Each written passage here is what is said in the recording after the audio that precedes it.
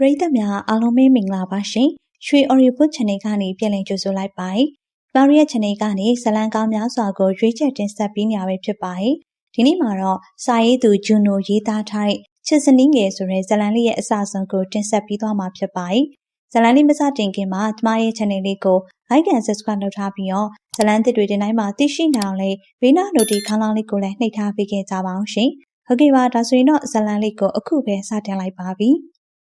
ပေါ်တီကိုအောက်ကိုဒရကြမ်းမောင်းမြင်လာတော့ကအားသူမစိတ်ဝင်တစားလှမ်းကြည့်နေတော့မှပဲလူတစ်ယောက်ကကားပေါ်ကနေစမတ်ကျစွာဆင်းလာလေအနက်ရောင်လဲပိတ်ကိုကျက်အင်ကြီးပေါ်ကနေဒူးတိရှိတဲ့လောင်းကုတ်ကိုဝစ်စင်ထားတဲ့ထိုအမျိုးသားမြင်မလုံးနဲ့အရက်အမောင်အဝေးကကြည့်ရအောင်စူးရှနေတဲ့မျက်ဝန်းတွေနဲ့ထိုလူကြီးက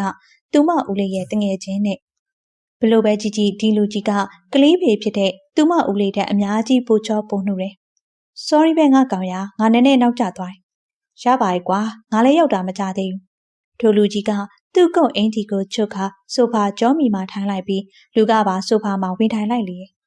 ဒါပဲရကလေးလေငါအမသမီးနေကွာငငယ်ကမင်းတီလောင်ထင်းခဲ့တာမမှတ်မိဘူးလားဟာဆန်းရှိုင်းနေအောင်ဒီရွယ်ရောက်နေပြီလာ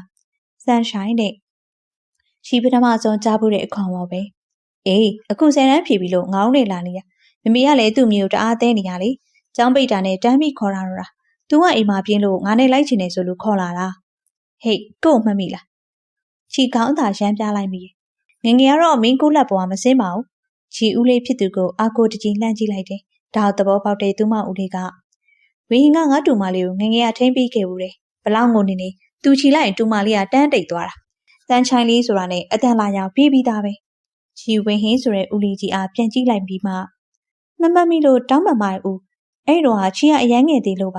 ါသူကချီအားနှွေးထွေးစွာပြုံးပြလာလေထို့နောက်သူနဲ့သူမဦးလေးကအလုပ်ကိစ္စပြောနေကြ၍ချီလဲပြင်းတာနဲ့ပဲနေရာကနေထထွက်လာကခြံထဲသို့ဆင်းလာခဲ့လိုက်တယ်။သူမ3နှစ်သမီးအရွယ်လောက်မှပဲသူမရဲ့ဖေဖေရဲ့မမေရဲ့ကဖေဖေအမျိုးတွေရှိရဲ့ကလော့ကိုပြောင်းရွှေ့ခဲ့တယ်လို့မမေပြောဘူးတယ်။တခါတလေသူမမမေတို့ရန်ကုန်လာရင်တော့မှသူမကတော့ကြောင်းတစ်ဖက်နဲ့မို့ဘယ်တော့မှအတူလိုက်ခွင့်မရခဲ့ဘူးပါ။နှွေချောင်းပေးရက်ဆိုလဲနောက်ထပ်စာသင်နှစ်အတွက်စာရီကြိုတင်ကျူရှင်တွေကြိုတက်ရသည်မို့သူမအတွက်ကအမိဘကအဖွာနဲ့တွေ့ဖို့အခွင့်မသာခဲ့ပေသူဖေဖေရောမမေအမျိုးတွေကစီကံကြည့်ပြီးပုံသွင်းတော်လွန်လို့နေရောင်ကြီးဆိုတော့သူမကပြတာနေအောင်သွက်လက်နေမှုမျိုးတစိုးတစည်းမှမရှိပဲလူပုံကခက်အေးအေးပါပဲလူကြောက်တာမျိုးတော့မဟုတ်ပေမဲ့လူများရဲ့နေရာတွေတခါမှမသွားဘူး၍အခုဆိုအိမ်ပြင်ထွက်ရင်တော့ယောက်ျားလေးတွေရှိဖြတ်မရှောင်ရပါအိမ်ကလည်းယောက်ျားလေးနဲ့လုံးဝမပတ်သက်ခိုင်းဘူးလေအခုတော့မှ10တန်းပြီးပြီမို့ဖေဖေကရန်ကုန်ပို့ပေးရအမှန်စင်းထွက်ပြီးရင်တော့သူမကိုပြန်ခေါ်မယ်တဲ့ဖေဖေကသူမကိုလည်းအရန်ဥတော်လွန်းတာသူတို့ကလောမပြန်ခင်မှာဦးလေးကိုတီချာမှားသွားတည်ရဲ့ငါသမီးကိုရီးသားမထားစေနဲ့တဲ့လေချီပန်းပင်တွေကြည့်ပြီးအတွေးလုံနေတော့နောက်ပါစီမှဆန်ရှိုင်းလေးဆိုတဲ့အတန်ကြောင့်ချီနောက်ကိုလှည့်ကြည့်လိုက်မိရဲ့ဦးလေးလေးရောတွိုင်းလိုက်ဝင်နေရဲ့သူကချီအားခေါင်းစားချီဆုံးကြည့်ကမထင်ထားမိဘူးကိုငငယ်ကထင်းခဲ့ပိုတဲ့ကလေးကအခုလိုလှတာပတာလေးဖြစ်လာမယ်လို့တကယ်အတော်လေးအရွယ်ရောက်ပြီးအတော်လေးလှလာပဲကျေးဇူးတမိုင်းဦးနောက်ရက်တွေလည်းအိမ်အောင်အလဲလာခဲ့လေမလာတော့ပါဘူးဒီအိမ်မှာဦးတယောက်ပဲရှိရဆိုယောက်ျားတယောက်တည်းနေရဲ့အိမ်ကိုမလာသင့်ဘူးလေအိမ်ကိုတော်ကြီးရှိပါတယ်ဘာပဲဖြစ်ဖြစ်ရှိမလာရေးပါဘူးသူဘာမှဆက်မပြောဘဲပြုံးယုံသားပြုံးနေလိုက်တယ်သူနဲ့15နှစ်တောင်ကွာသောထိုကောင်မလေးကိုသူဘာလို့အာယုံစိုက်နေမိပါလဲပြီးတော့သူတို့ချင်းကလည်းအခုမှတွေ့ဘူးသေးမဟုတ်လားငါတို့မှသွားရအောင်ဦးလေးဖြစ်သူကအိမ်ထဲကထွက်လာပြီးလှမ်းခေါ်၍ချီလဲဦးဝေဟင်အားခေါင်းငိတ်နှုတ်ဆက်ခဲ့ပြီးဦးလေးဖြစ်သူထံသို့ပြေးလာခဲ့လိုက်လေရဲ့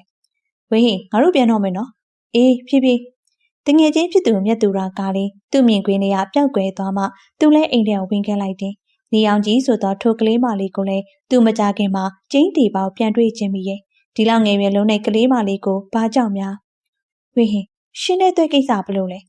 ဝေဟင်သူ့ရှိကဖြူစင်တွေ့အားတစမ်းမှအရေးမလုပ်ပဲလက်ထဲက secret ကိုသာတရှိုက်ပြီးတရှိုက်ဖွာနေလိုက်တယ်သူနဲ့ဖြူစင်သွဲရဲ့အဖေဦးတာယာကလုပ်ငန်းပါတနာဖြစ်ပြီးဖြူစင်သွဲနဲ့သူ့ကိုပါနှီးဆက်စေခြင်းနေရပါသူကလည်းအထာမပေးမိပါပဲနဲ့ဖြူစင်သွဲဆိုတဲ့မိန်းမကသူ့အားဇွတ်တွေကပ်ပြီးချီရေးပါဆိုထားတာပဲသွဲမင်းနေရလေမင်းမေးကိုမဖြေဘူးဆိုတာဖြေစရာအဖြေမရှိလို့ပေါ့ဒါလေးအောင်သဘောမပေါက်လားဘာလို့လဲသွဲကဒီလောက်လှနေအောင်အတိုင်းဝိုင်းလဲတောင်းတယ်ပညာလဲတက်တယ်အရေးချင်းလဲရှိပြီးရှင့်စနီဖြစ်ထိုက်ပါတယ်ပြီးတော့ရှင်နဲ့သွဲဖေဖေကလည်းလုပ်ငန်းပါတနာတွေပဲလေမင်းပြောသလိုပဲမင်းကအားလုံးပြည့်စုံပါ ဒါပေမဲ့မင်းတခုကြံခဲ့တယ်မင်းကယောက်ျားတစ်ယောက်ကိုသူ့အိမ်ထိလိုက်ပြီးပိုးပန်းတက်တယ်အဲ့ဒါကြံခဲ့ထပ်ဖြေလိုက်သူပြောပြီးလက်ထဲကစစ်လိတ်ကိုစပွဲပေါ်မှာဖိချေကထိုင်ရမှာထိုက်ရက်လိုက်လေမင်းနေချင်းဆက်နေခဲ့နော်ငါတော့ကိစ္စရှိလို့အပြင်သွားရအောင်မေဖြူစင်သွဲဘာမှမပြောခင်မှာပဲသူကအရင်ဦးအောင်အိမ်လေးကနေထွက်ခဲ့လိုက်လေဝေးဟင်ဖြူစင်သွဲတယောက်ဒေါသတွေထွက်ပြီးကြံခဲ့မှာကိုသိပေမဲ့သူလစ်လူရှူထားခဲ့လိုက်တယ်သူဥတီနေသည်ကဆန်းရှိုင်းလေးထန်သူဆိုတာကမြက်သူရတို့အိမ်မှာတကားမရှိတာမရှိဝင်ထွက်သွားလာခွင့်ရသူပါသူနဲ့မြက်သူရဆိုတာကငယ်စဉ်ကလေးဘဝကလေးခင်မင်လာသူတွေမို့တငယ်ချင်းဆိုတာထက်ညီကိုရီနဲ့ပိုတူတယ်အန်တီမိုးကြီးသူမြက်သူရရဲ့အမေဖြစ်သူကိုအတန်လှမ်းပြီးရင်အိမ်ထဲဝင်ခဲ့တော့ချီရအိတ်ခန်းထဲမှာ TV ကြည့်နေရင်မှသူ့အားလှည့်ကြည့်လို့လာလေရဲ့သူမကထိုင်ရာကထပြီးသူ့ထံသို့ရှောက်လာသလိုသူကလည်းသူမထံသို့တက်တက်မမတ်ပဲရှောက်လာတာမို့နှစ်ယောက်သာခဏအတွင်းမှာပဲနီးကပ်လို့သွားရလေဘာကိစ္စရှိလို့လဲအန်တီရောအိမ်မရှိပဲရှိတယ်ဖိုးဖွားနေမကောင်းလို့ဒေါ်လေးကစီးကန်းလိုက်ပို့နေရဦးရင်ထိုင်မအောင်ဦးအတွက်ချီအေးဖြော်ခဲ့ပေးမယ်သူဆိုပါမှဝင်ထိုင်ပြီးသူမအားထိုင်ဆောင်နေအောင်မှချီကအေးပလင်းလေးကိုပိုက်ကသူ့ထံရောက်လာပြီးဖွင့်မေးပါလားချီဖွင့်တာမရလို့ဆိုကသူ့အားအေးပလင်းလေးထိုးပေးလာလေသူအေးပလင်းလေးကိုဖွင့်ပေးလိုက်တော့သူမကျေးဇူးတွေအထက်ထက်တင်ကမိဖို့အခန်းထဲကိုပြန်ဝင်သွားပြန်နေသူမရဲ့လှူရှားမှုတွေတိုင်းကသူ့အားရင်ခုန်စိတ်လှုပ်ရှားစေနေရပါကြောင်းလေသူနဲ့ရှင်သူမကကလေးပဲရှိသေးရကိုသူကအခုကလေးတယောက်ကိုရင်ခုန်နေရလားဖေဟာကြီးဒါဘာအချင်းနေလဲမြတ်သူရနဲ့မက်ခင်ယူရတာသည်သူ့ကိုအမှုတ်ချရောမှာပဲအေးလေးသုံးဆောင်မအောင်ဦးကြည်အေးခွက်လေးအားဦးချေမှာရှာပေးပြီးလူကတော့ဦးနဲ့မျက်နှာချင်းဆိုင်မှာဝင်ထိုင်လိုက်လေဦးကဖဖနဲ့အရေးကြီးပြောစရာရှိလို့လားအဲ့လိုမဟုတ်ပါဘူးဒီတိုင်းအလေလာရောမှာဟုတ်ဆန်းရှိုင်းလေးရောဘယ်မှမသွားဘူးလားဘယ်မှမသွားတတ်တာမြတ်သူရရောလိုက်မပုံဘူးလားလေးလေးကမအားဘူးလေဆန်းရှိုင်းလေးဘက်ကဆန္ဒရှိတယ်ဆိုရင်ကိုလိုက်ပို့ပေးမယ်လေတကယ်လားဟင်ဦးသူမကအရန်ဝမ်းသာသွားပုံနဲ့ပြန်မေးလာပြီးမှချက်ချင်းဆိုသလိုပဲမျက်နှာလေးကအယောင်ပြောင်းသွားပြီးချီဖွားမပြောရဲဘူးမဖြစ်ပါဘူးဦးရဲ့ကိုပြောပြပါမယ်တကယ်ပြောပြမှာလားအတီးကလက်ခံပါပါကိုကသူ့သားလိုပဲလေဟုတ်ကဲ့ဦးကျေးဇူးပါနော်သူမပြုံးလိုက်တော့ပါလီနှစ်ဖက်ကချစ်စရာကောင်းအောင်မိုးတက်လာလေ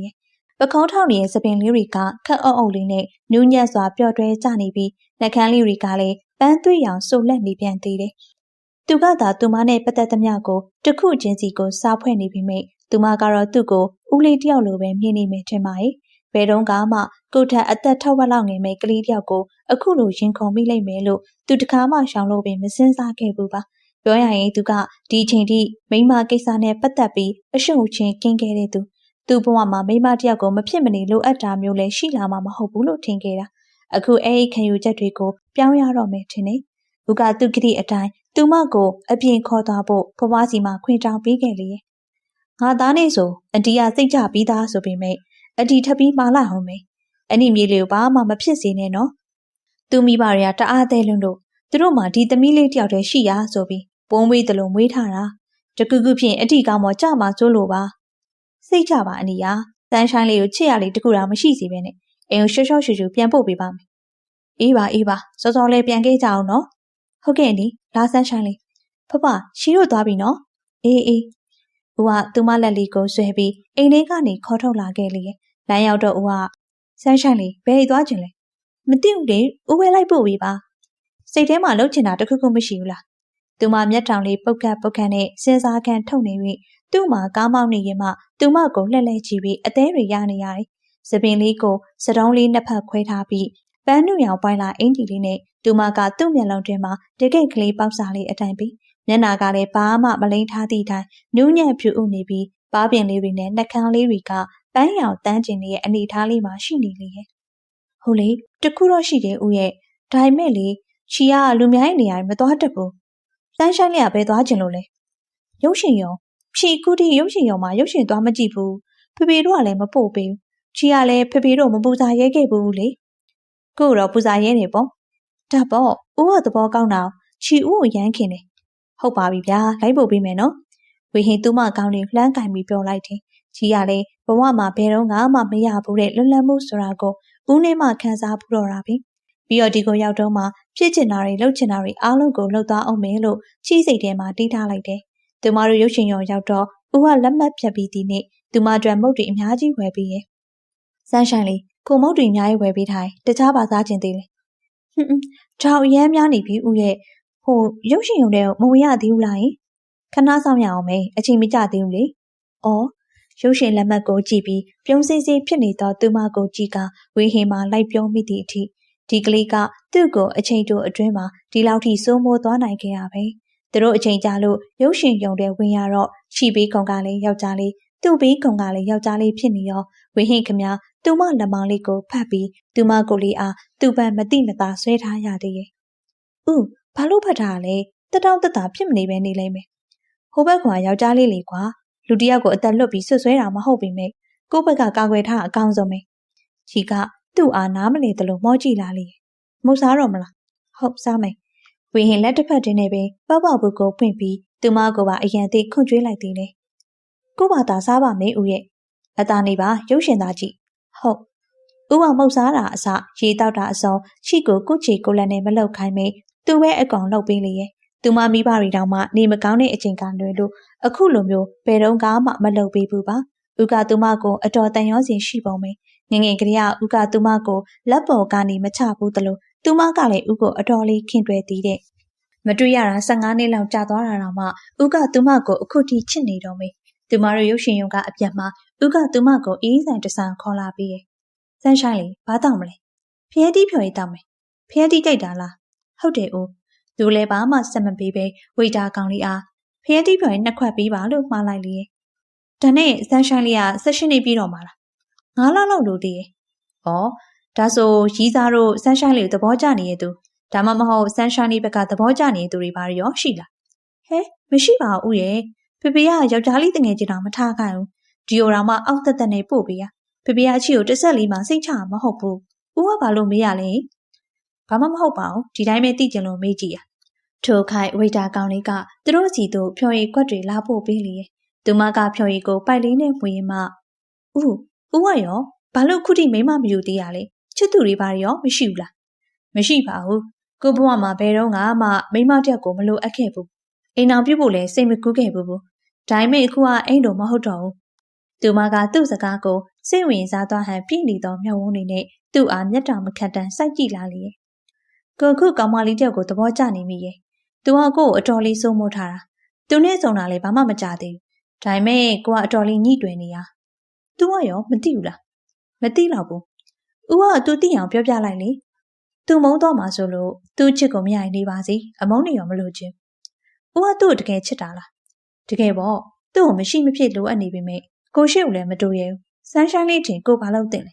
။တစ်ဖက်မိန်းကလေးရဲ့စိတ်နေစိတ်ထားပေါ်မူတည်ရပေါ့ဦးရဲ့။ तू ကအကျိုးကြောင့်စီလျော်တွေးတတ်သူလား။အရန်စီစိုးလွယ်သူလားဆိုတဲ့အပေါ်မှာလိုက်ပြီးသူ့ကိုဖွင့်ပြောရမလားမပြောရဘူးလားစဉ်းစားတင်တာပေါ့။သူကဦးသားကိုဖွင့်ပြောလိုက်ဦးကိုမုန်းသွားမယ့်အနေထားမှာရှိလို့လား။မသိတော့ပါဘူးကလေးဟာ။ကိုကတတိကြောင်နေမိရဲ့ထင်တယ်။ဒီရွယ်ရောက်နေရတော့မှမိန်းကလေးတယောက်ကိုချေးမဆိုရဘူးဖြစ်နေ။ဒါပါတော့ဆန်းရှိုင်းလေးပါစိတ်ညစ်သွားလိမ့်မယ်အေးတော့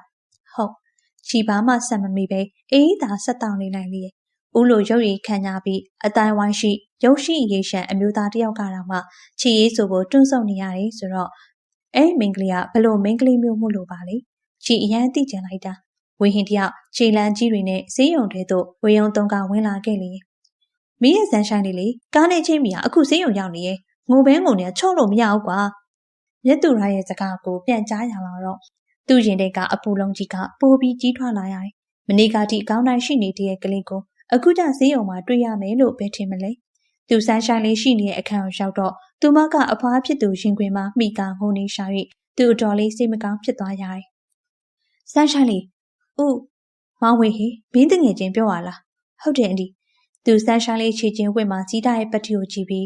းဘလို့ဖြစ်ရလဲဆန်းရှိုင်းလေးရာဟူ၍မေးလိုက်တော့သူမငိုနေရင်မှချီကဖဖွားတို့အိမ်မှာမရှိအောင်စပိန်ပတ်စီးပြီးအပြင်ထွက်လေရအဲ့ဒါကားတစ်စီးနဲ့ချိတ်မိရဟာဘာလို့လူကြီးတွေစီကခွင့်မတောင်းမနဲ့ကို့သဘောနဲ့ကိုလောက်ရရလဲအဲ့ဒါပြောတာပေါ့မောင်ဝေဟင်းရဲ့အခုကြည့်တရားရပြီသူမိဘတွေအကြောင်းကြားမယ်လို့တော့လေ तू ကလက်မခံသူ့ကိုကလောပြန်ခေါ်သွားမှကြောက်လို့မပြောပါနဲ့တဲ့ဟင်မောင်ဝေဟင်းသူ့ကိုခဏကြည့်ပေးထားအောင်နော်ဆရာဝန်ဝယ်ခိုင်းထားတဲ့စီတွေအနီသွားဝင်လာအောင်မယ်ဟုတ်ကဲ့အနီမိုးကြီးအခန်းထဲကထွက်သွားသည်နဲ့ ဝေဟင်သူ့မလက်ကလေးကိုစုပ်ကန်လိုက်လေ။နောက်တစ်ခါအဲ့လိုမလုံနဲ့တော့ဆန်းဆိုင်လေးကိုကြကြချင်းဘလောက်တောင်ရင်ပူသွားရလဲသိလား။ရှင်ကဘယ်တော့မှအပြင်ကိုထွက်မလဲဘူးလေ။အဲ့ဒါကြောင့်အိမ်မှာဘယ်သူမှမရှိရနဲ့ပဲရှင်ကူပါတောင်ခိုးထွက်မိရပါ။ဆန်းဆိုင်လေးသွားချင်းကိုလိုက်ပို့မယ်လို့ပြောထားတယ်လေကွာ။ဥဟိုအားနာလို့ကိုတော့အားနာရမယ်သူတွေလား။သူမခေါင်းလေးအသာရမ်းပြလာလေ။အေးလေဒါဘာလို့အားနာတွေဘာရှောက်ပြောနေရလဲ။ជីပါမှပြန်မပြောခင်မှာပဲဦးကသူမခေါင်းလေးကိုကန်ပြီးသူ့ရှင်ကွင်းထဲသို့ထွေးပွေဖတ်တွင်လာသည်နှင့်ခြီတဲ့ဦးရဲ့ကအားပြန်ပြီးအလိုက်တင်ဖတ်ထားလိုက်တယ်။အခုရမ်းနာနေလား။စားဖြစ်တော့အလောင်းမစိုးပါဘူး။ချီငိုရဲဆိုတာကလော့ပြန်ရမှာကြောက်လို့ခြီကောင်းကောင်းတော့မပြောရသေးဘူးမပြန်ကျင်သေးဘူး။ဦးဖိုးဖွားနဲ့လေးလေးကိုပြောပြီးနော်ဒီကိစ္စကိုဖေဖေနဲ့မမေမပြောပါနဲ့လို့နော်ဦးနော်ပြောပြီးနော်။အင်းမကိုပြောပြပါမယ်။မြတ်သူရတယောက်တူမဖြစ်သူစီအလားမှအခန်းတကားမှန်ကနေပြီးအခန်းထဲကိုလှမ်းကြည့်ပြီးတော့မြင်လိုက်ရတဲ့မြင်ကွင်းကြောင့်သူ့မျက်ခုံးတွေကအလိုလိုတွန့်ချိုးသွားရလေ။ယောက်ျားချင်းဖြစ်တဲ့အပြင်ကလေးဘွားကလေးကပေါင်းလာတဲ့သူမို့စိတ်ကအလိုလိုနေနေပဲတခုခုကိုတီးသွားသလိုပဲဒီတိုင်းဖတ်ထားတာပဲမဲ့လေတာမန်တော့မဟုတ်နေဘူးဆိုတာသူတေချာသိနေမဟုတ်မှဒီကောင်တော့ဆန်းဆိုင်လေးသူခန်းထဲဝင်ခဲ့သည်နေ့ချီကအိမ်ဟာကနေကုံယုံထားတော့ဝေဟင်အမြန်သွားထူလိုက်ရတယ်။ဘာလို့ဈေးရုံမှာထပ်မနေရလဲ။ခြေနောက်ကတက်တာလို့လား။ဈေးရုံမုံလို့ပါဈေးနဲ့တွေလည်းမခံနိုင်လို့ကိုကြားထားတော့ဆန်းဆိုင်လေးကစာအရန်တော်တာတဲ့ဈေးမက်မိမလို့တော့ကိုကြွေးကြော်ထားဆိုဟုတ်တယ်ဦးရဲ့ဈေးရုံမုံနေရဲ့သူကဈေးကြောက်တောင်မှလားအဲ့ဒါချီဝါသနာမဟုတ်တလို့ဖြစ်ကျင်တာလည်းမဟုတ်ဘူးဒါပေမဲ့ဖေဖေတို့ကချီကိုဆရာဝန်မဲလုပ်ရမယ်တဲ့ချီပါဖြစ်ကျင်လဲဆိုတော့ဘယ်တော့မှမမေးဘူးကြအောင်ဆန်းဆိုင်လေးကဘာဖြစ်ကျင်တာလဲ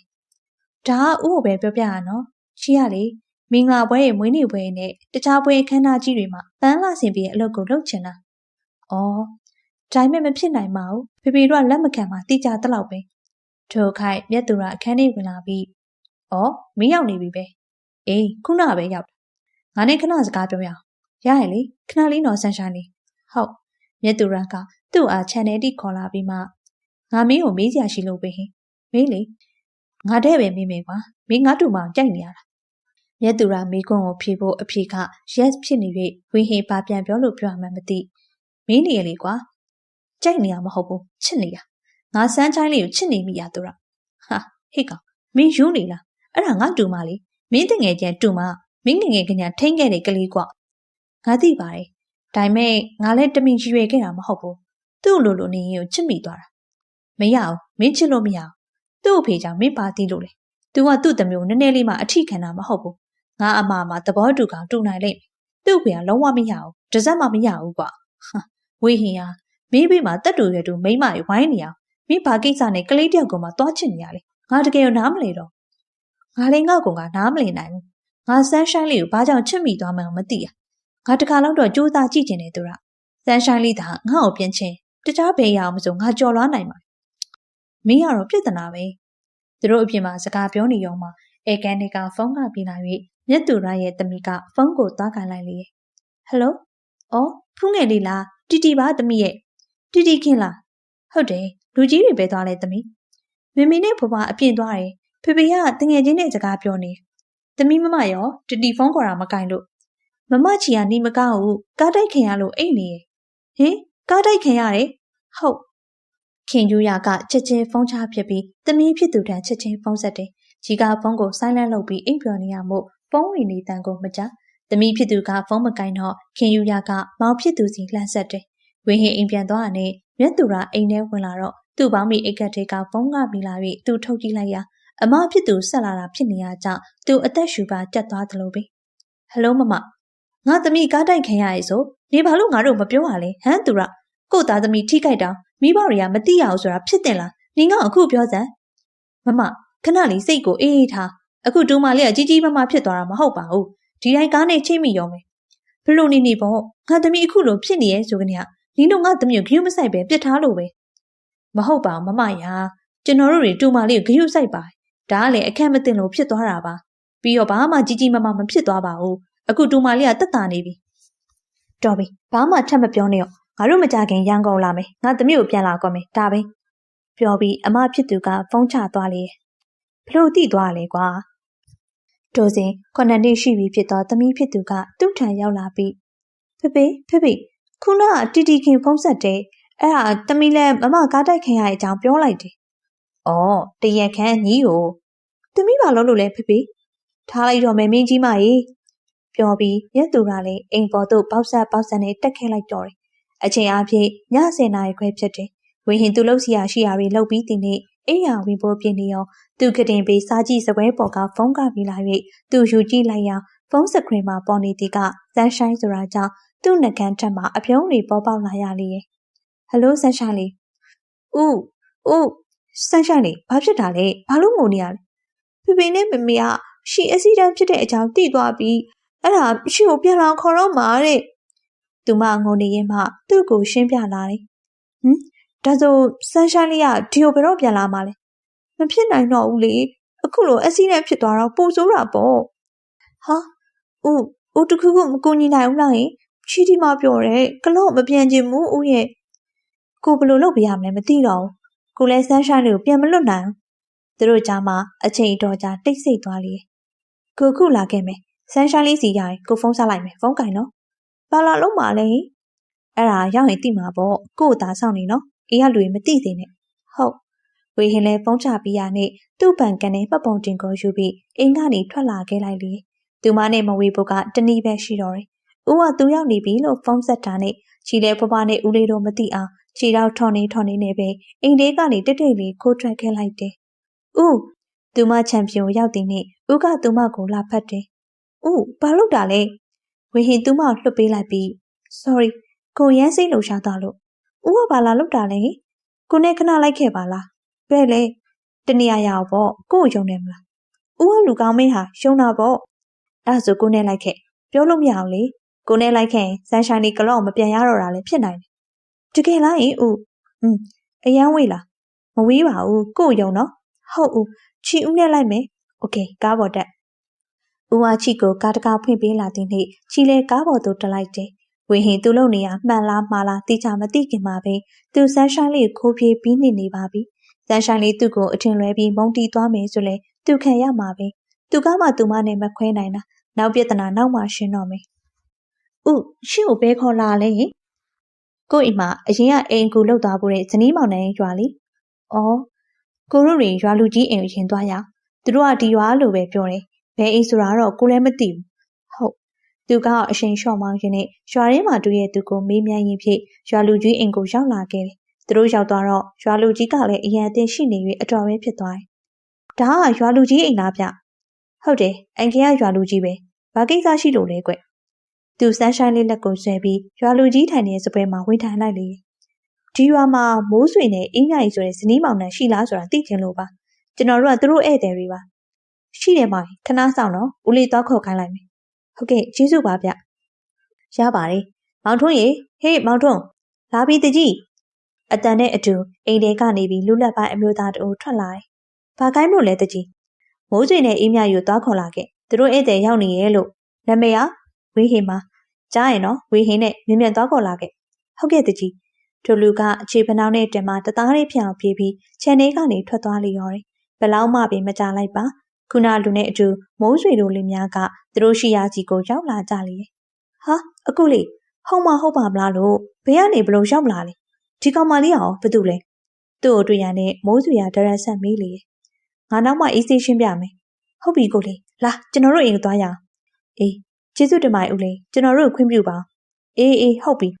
သူတို့တွေရာလူကြီးကိုနှုတ်ဆက်ပြီးသူ့ကားနဲ့မိုးဆွေတို့အိမ်ကိုထွက်လာခဲ့လိုက်လေမိုးဆွေတို့အိမ်ကိုရောက်တဲ့နေ့လာထိုင်ကိုလေးအေးမြအကိုလေးတို့အတွက်တခုခုယူခဲ့အေးမြကြီးကနှစ်ခါပင်ပြောကြမလို့ပဲနောက်ဖေးမိဖို့ကြောင့်လည်းဝင်သွားလေအကိုလေးကျွန်တော်တို့စီအလဲလာလားဆိုပါတော့အကိုလေးတို့ပစ္စည်းတွေကျွန်တော်ယူသွားပေးမယ်နေဘာပစ္စည်းမှမပေါ့အဝိတ္တတဲကိုတခုနဲ့ထွက်လာတာဗျာငါသူနဲ့ခဏစကားပြောလာအောင်မယ်ပြီးမှမင်းတို့တေချာရှင်းပြမယ်ရတယ်ကိုလေးကျွန်တော်ရှောင်ပေးမယ်ပြောပြီးမိုးဆွေကနေရာကနေထထွက်သွားလေစန်းရှိုင်းလေးရှင်ကိုပြောအတေချာနားထောင်နော်ဟုတ်ဦးပြောလေသူပြောမဲ့စကားအတွက်အတော်လေးကိုအားယူနေရတယ်ကိုကအခုစန်းရှိုင်းလေးကိုပြေးလာရှင်ဦးဘာကြီးပြောနေရလဲမနောက်ပါနဲ့ဦးရဲ့ကိုတကယ်ပြောနေရကိုစန်းရှိုင်းလေးကိုဘေးမှာခေါ်ထားခြင်းလို့အခုလိုလုပ်လိုက်တာချီလည်းမခံဘူးဦးဘာလို့အခုလိုလုပ်တာလဲ သူမပြောရင်းနဲ့ငိုချလေဆန်းဆိုင်လေးကိုပြောရနားထောင်နော်ကိုဆန်းဆိုင်လေးကိုချစ်တယ်ဟမ်ရှုံးနေလားဦးရဲ့ချီတော့ဒီလောက်အသက်กว่าတာပြီးတော့ဦးကချီဦးလေးနဲ့တငယ်ချင်းလေချီရောက်ခုမှကလေးပဲရှိသေးတာချီယောက်ျားမလို့ချင်ဘူးလို့ချီမလုံးရမယ့်အရာအများကြီးရှိသေးရဲ့ကိုကဆန်းဆိုင်လေးဖြစ်ကျင်တာမှန်သမျှအားလုံးကိုနောက်ကနေပံ့ပိုးပေးမှာပါဆန်းဆိုင်လေးဘာဖြစ်ကျင်လဲဘာရည်ရွယ်ချက်ရှိလဲကိုအားလုံးခွင့်ပြုမယ်ကိုကဆန်းဆိုင်လို့အပြည့်အဝလွတ်လပ်ခွင့်ပေးမှာပါချီအရန်ကြောက်တယ်ဖဖေရှိကိုအရန်စိတ်ဆိုးတော့မှဝင်းဟေသူမပခုံးလေးကိုဆွဲဖက်ပြီးသူ့ရင်ခွင်နဲ့ဆွဲသွင်းလိုက်လေအခုဘာမှနောက်ဆုတ်လို့မရတော့တာဆန်းဆိုင်လေးလည်းသိမှာပါအခုဆန်းဆိုင်လေးကကို့ပိုင်ဖြစ်သွားပြီကို့စီကနေထွက်သွားလို့မရတော့ကို့မုန်းလားမသိဘူးချီမမုန်းတတ်ဘူးအိုးတော့စိတ်ဆိုးတယ်မမုန်းတတ်ဘူးဆိုတာနဲ့တင်ကိုအရန်ဝမ်းသာနေပါပြီကလေးကကိုဆန်းဆိုင်လေးအရန်ချစ်တယ်အချင်းကခဏလေးဆိုပေမဲ့အရန်ခိုင်နေတယ်အဲ့ဒါသိချတယ်သူမကပြောသမျှကိုသူ့ရင်ခွင်ထဲမှာငြိမ်သက်စွာနားထောင်နေလေအခုသူမနဲ့ပြဿနာကတော့ရှင်းသွားပြီသူမမိဘရင်နဲ့ထိတ်တိုက်တွေ့ရဲ့အခါကျရင်ဘလို့လာမလဲမသိဘာတွေပဲဖြစ်လာပါစေသူရင်ဆိုင်ဖို့အသင့်ပါပဲဘာပြောတယ်ငါသမီးမရှိတော့ဟုတ်လားငါသမီးကဘဲရောက်သွားလို့မရှိတော့တာလေရောက်ပါဖြစ်သူနေလေးအောင်ကိုကြည့်ပြီးမြတ်သူရခမအသက်ပြင်မှတ်မှန်မရှုနိုင်ဝင်းဟင်ကဖုန်းဆက်ထားလို့သူအားလုံးသိပြီးမို့ဘေးကနေဘလို့စာပြောရမလဲမသိဒီတူမှာပျောက်သွားတာနေဘာလို့ဒီတိုင်းနေရလဲသူကဘာလို့မရှာကြလဲရှဲကိုတိုင်ရမယ်မလားသမီးစိတ်ကိုအေးထားပါမြေးလေးကအနေကင်းနေပါတယ်ဟင်မေတို့ကသမီးလေးဘယ်မှာရှိနေလဲသိရလားဒေါ်မိုးကြီးနဲ့မြတ်သူရတို့တယောက်မျက်နှာတယောက်ကြည့်လိုက်ကြတယ်ပြောကြလေဟုတ်လေတူမလေးကယောက်ျားနောက်လိုက်သွားတာဘာကွာမင်းဘာစကားကြီးလာပြောနေရလဲငါသမီးကဘာလို့အခုလိုလုပ်ရမှာလဲတကယ်ပြောနေရတူမလေးကဝင်းဟင်နဲ့ပါသွားတာ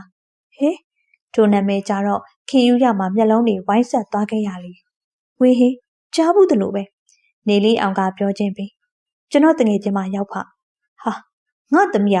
အဲ့ဒီကောင်နဲ့ဘယ်ကနေဟာခွေးတရိတ်ဆန်ကငါသမီးကိုများခိုးပြေးရရလို့တွေ့မယ်အသေးကိုတက်ပြစ်မယ်ခင်ယူရခမဘာမှမပြောနိုင်တော့ပြီကိုမောင်နဲ့ရွယ်တူဖြစ်ပြီးကိုမျက်စိရှိမှတင်ကြီးပြစ်လာတဲ့သူ့ကိုတတ်မှတ်တော်ရတော့မယ်အဖြစ်ကတကယ့်ကိုသွေးတက်စရာပြီအခုဆိုအားလုံးလွန်ကုန်လောက်ပြီထင်တယ်အချင်းရတပြေးပြေးလင့်လာပြီးမိုးလဲချုပ်လို့နေပါတော့ရောက်လာလေသူတို့တွေမိုးဆွေတို့ကိုအကြောင်းဆောင်ရှင်းပြလိုက်တော့အလိုက်တည်းရဲ့မိုးဆွေတို့ကအောက်ထက်ကကလေးမှအိတ်ကြပြီးသူတို့ကိုတော့အပေါ်တက်ကအခန်းမှာအိတ်စီနေရဲ့ဦးချီတို့ကဘယ်နည်းပြန်มาလဲဒီမှာဆက်နေခြင်းသေးလားမသိဘူးလေလောလောဆယ်ရှီရီချိုးခြင်းနဲ့ညောင်မိုးချုပ်နေပြီလေဆန်းဆိုင်လေးရဲ့နေ့လေကလေးကမပြောဘဲနဲ့ရှီချိုးကန်လူမြင်ကွင်းကြီးမှာမိုးချက်လို့လေအဝိစားလည်းမပါတော့ဘယ်လိုလုပ်ကြမလဲအခုဝိစားရပဲပြန်ဝင်မလားအဝိချင်ပါဦးအဲ့ဒါဆိုဘယ်လိုလုပ်မှာလဲဥခေါ်လာပဲဥစီစဉ်ပေးပေါ့ရှီကတော့ရင်မချိုးရရင်မအိပ်ဘူးဝင်းဟင်တက်မလေးချလိုက်လေရဲ့အဲ့ဒါဆိုခဏဆောင်တော့အေးမြောက်သွားမိလိုက်မယ်ဦးအခန်းထဲထွက်သွားတဲ့နေ့ရှီလဲကလေးမှဝင်ထိုင်နေလိုက်တယ်ခဏကြာတော့အေးမြကြီးကအခန်းထဲဝင်လာပြီးသူမရေချိုးဖို့နဲ့ရေချိုးပြီးဝစ်ဖို့အားလုံးစီစဉ်ပေးလေရေကထပိန်ရင်ရှားပြီးရှိုးရမှာဖြစ်ပြီးရေကတခါမှထပိန်ရင်မရှားဘူးတာမို့အတော်လေးအခက်တွေ့ရတယ်ရရဲ့လားညီမလေးဟုတ်ရှီလဲသူမအဝတ်တွေကိုလျှော်ဖို့အောက်ထက်ကိုတခါရီယူလာခဲ့လိုက်တယ်မနေ့ကျရင်ပြန်ဝေးရမှာဆိုတော့အခုညကနေချော်ထားရမှာပေါ့ဝေးဟန်အောက်ထက်မှာထိုင်းဆောင်နေရောဆန်ရှိုင်းလီကအိမ်ပေါ်တက်ကနေထမင်ရွှေရှားလေးနဲ့ဆင်းလာ၍ဝေဟင်သူမလေးထံသို့ရှောက်သွားလိုက်တယ်ပြီးပြီလားဦးကဘေးကနေစောင့်ပေးနော်အင်းမဒီဝတ်တရားဘာလုပ်ဖို့လဲလျှော်ဖို့လေကိုလျှော်ပြီးမယ်မလုပ်ပါနဲ့ရှင်ငရဲကြီးလိုက်မယ်ဘာမှမဖြစ်ပါဘူးပြီးပါစို့ပြောဆိုနဲ့ဦးကသူမလက်တရာအဝတ်တွေကိုဆွဲယူလိုက်လေရေသွားရှူရအောင်ဦးကသူမကိုပခုံးလေးဖတ်ပြီးအိမ်ထဲကနေခေါ်ထုတ်လိုက်ဦးနဲ့အခုလိုအနီးကပ်ရှိနေတော့ရှီးစိတ်တင်ချက်တလုံးလို့ကဲရှိုးတော့ကိုကအဝတ်တွေလျှော်လိုက်မယ်ဟုတ်ရှီးစိတ်တဲ့ဦးကိုအားနာမိပေမဲ့ဦးကပြောလို့ရမှာမဟုတ်တာသိနေ၍ဘာမှထပ်မပြောဖြစ်တော့ပြီသူမရေချိုးနေရင်မှတခုခုကိုသတိရသွားဟန်နဲ့သူ့ကိုလှည့်ကြည့်လာလေချီအတွင်းဝတ်တယ်ချီတကယ်ပဲယူချင်သွားရတယ်ဦးကသူမအတွင်းဝတ်တွေကိုရှော့ပြလိုက်ပြီလေဟာဦးမလုပ်ပါနဲ့ချီကသူ့လက်ထိတ်ကသူမအတွင်းဝတ်တွေကိုဆွဲလာလို့လေဦးချီကိုငရဲဦးကျုပ်ကအောင်လုပ်နေရလားဝေဟင်ရေရီစုကက်နေတော့သူမကိုလေးကိုကြည့်ပြီးအာကောင်တွေပါကြောက်သိလာရလေဟိုရေမြမြန်ရှုအေးပတ်မယ်သူပြောပြီးစက်ပြတိုက်ပြီးသားသူမအဝတ်တွေကိုရေမြမြန်လျှော့ကနေရာကနေထွက်လာခလိုက်တယ်သူ့ရင်ထဲမှာရင်ခုန်တန်တွေဝုန်းတိုင်းကျဲနေပြီး သူမမျက်နှာလေးကိုပဲပြန်မြင်ရောက်ကလူကနေရတာတမျိုးကြီးဖြစ်လာလေ။ဒီညတော့သူဘလို့ကြော်ဖြတ်ရမလဲ။ချီရီချိုးပြီးအပေါ်တက်ကိုပြန်တက်လာတော့ဦးကသူမကိုကြော်ပေးပြီးအိပ်ပျော်နေပြီလားမသိ။ဦးအိပ်ပြီလား။ဦးကသူမကိုဇက်လေကလှည့်ကြည့်လာပြီးအိပ်ရာကနေထလာတယ်။ပြီးပြီလားဆန်းဆိုင်လေး။ဟုတ်ဦးဟိုဘက်လှည့်ပြီ။โอเคသူဟိုဘက်လှည့်ပြီးလိုက်တဲ့နေ့ချီလဲကရင်ချင်းကအဝတ်တွေကိုကောက်ဝေးမလို့တော့ကရင်ချင်းကနေအိမ်မြောက်တကောင်တက်လာပြီးချီအလန့်တကြားနဲ့ပဲထအောင်မိလိုက်လေ။ဘာဖြစ်တာလဲကလေးအိမ်မြောင်ကြီးပြောစွနဲ့ချီရကရင်ပေါ်ပြေးတက်လာပြီးသူ့ဘေးလာကက်ကလက်မအောင်ဖတ်တွယ်လာလေ။ဘာမှမဖြစ်ပါဘူးကလေးမကြောက်ပါနဲ့။တကယ်တမ်းဆန်းရှိုင်းလေးကြောက်ရမှာအိမ်မြောင်မဟုတ်ဘူးတခြားအရာကြောက်ရမှာ။ဘယ်ဟာလဲကို့အခုလိုဆက်ပြီးဖတ်ထားမယ်ဆိုရင်မွေးထွက်လာလိမ့်မယ်။မွေးဘယ်ရောက်မွေးလဲသူမကကြောက်အားလက်အားနဲ့သူ့ကိုပိုဖတ်တွယ်လာလေ။ဆန်းရှိုင်းလေးအခုကိုတို့မကြခင်ပါပဲအကျင့်လေးများဖြစ်တော့မှာမလား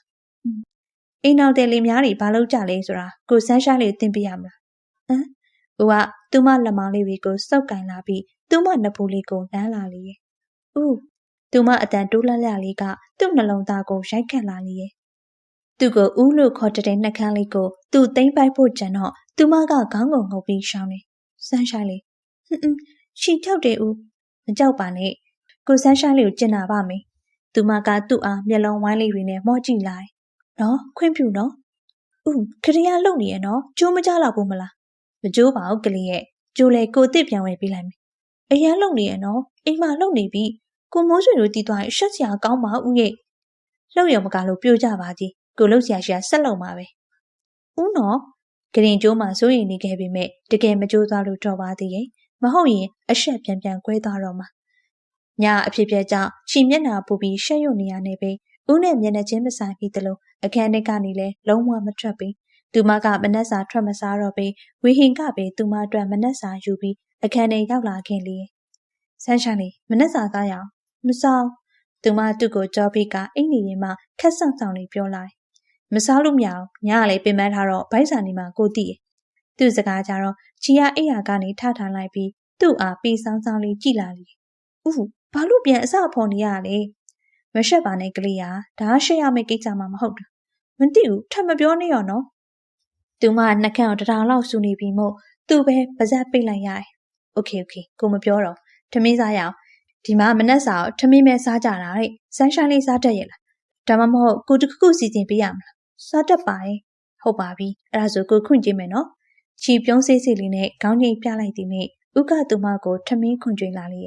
နေ့လယ်ရောက်တော့သူမတို့တွေကိုမိုးဆွေတွေကိုနှုတ်ဆက်ပြီးထိုရွာကနေပြန်ထွက်လာခဲ့လိုက်ကြတယ်အိမ်ပြန်ရောက်ရင်သူမတို့ကိုဘလို့အရာတွေကများကြိုးဆိုနေမှာပါလေသူမတို့အိမ်ကိုပြန်ရောက်သည်နေ့ရှိရင်ထဲမှာတတိန်တိန်ဖြစ်လာရပြီးကိုနှလုံးခုန်တန်ကိုကပြန်ကြားရလေရဲ့ဦးချီကြောက်တယ်သူစိတ်ကင်ထားတဲ့သူမလက်ကလေးတွေကအေးဆက်တုံရင်နေ၍သူမဘလောက်ထိကြောက်နေမလဲဆိုတာသူသိရဲ့မကြောက်ပါနဲ့ဘာမှမဖြစ်ဘူးတခုခုဆိုကိုပဲအထိခိုက်ခံမယ်ဆန်ရှာနေဘာမှမဖြစ်စီအောင်ကိုရှိရဲ့ဦးကဘလို့ပဲနှစ်သိမ့်နေပါစီချီးစိတ်ထဲမှာတော့စိုးရိမ်နေစိတ်ကမပြေသေးပါပပိတော်တောင်ရှိအရန်ကြောက်တယ်သူမတို့အိမ်ထဲဝင်လာခဲ့တယ်ဆိုရင်ပဲအဲကန်းထဲမှာအရန်အသစ်ထိုင်ဆောင်နေကြတဲ့ဖေဖေနဲ့မမေပြီးတော့ဖွားနဲ့လေးလေးတို့လင်မယားရဲ့အကြည့်တွေကသူမတို့ထံသို့ရောက်လာကြလေ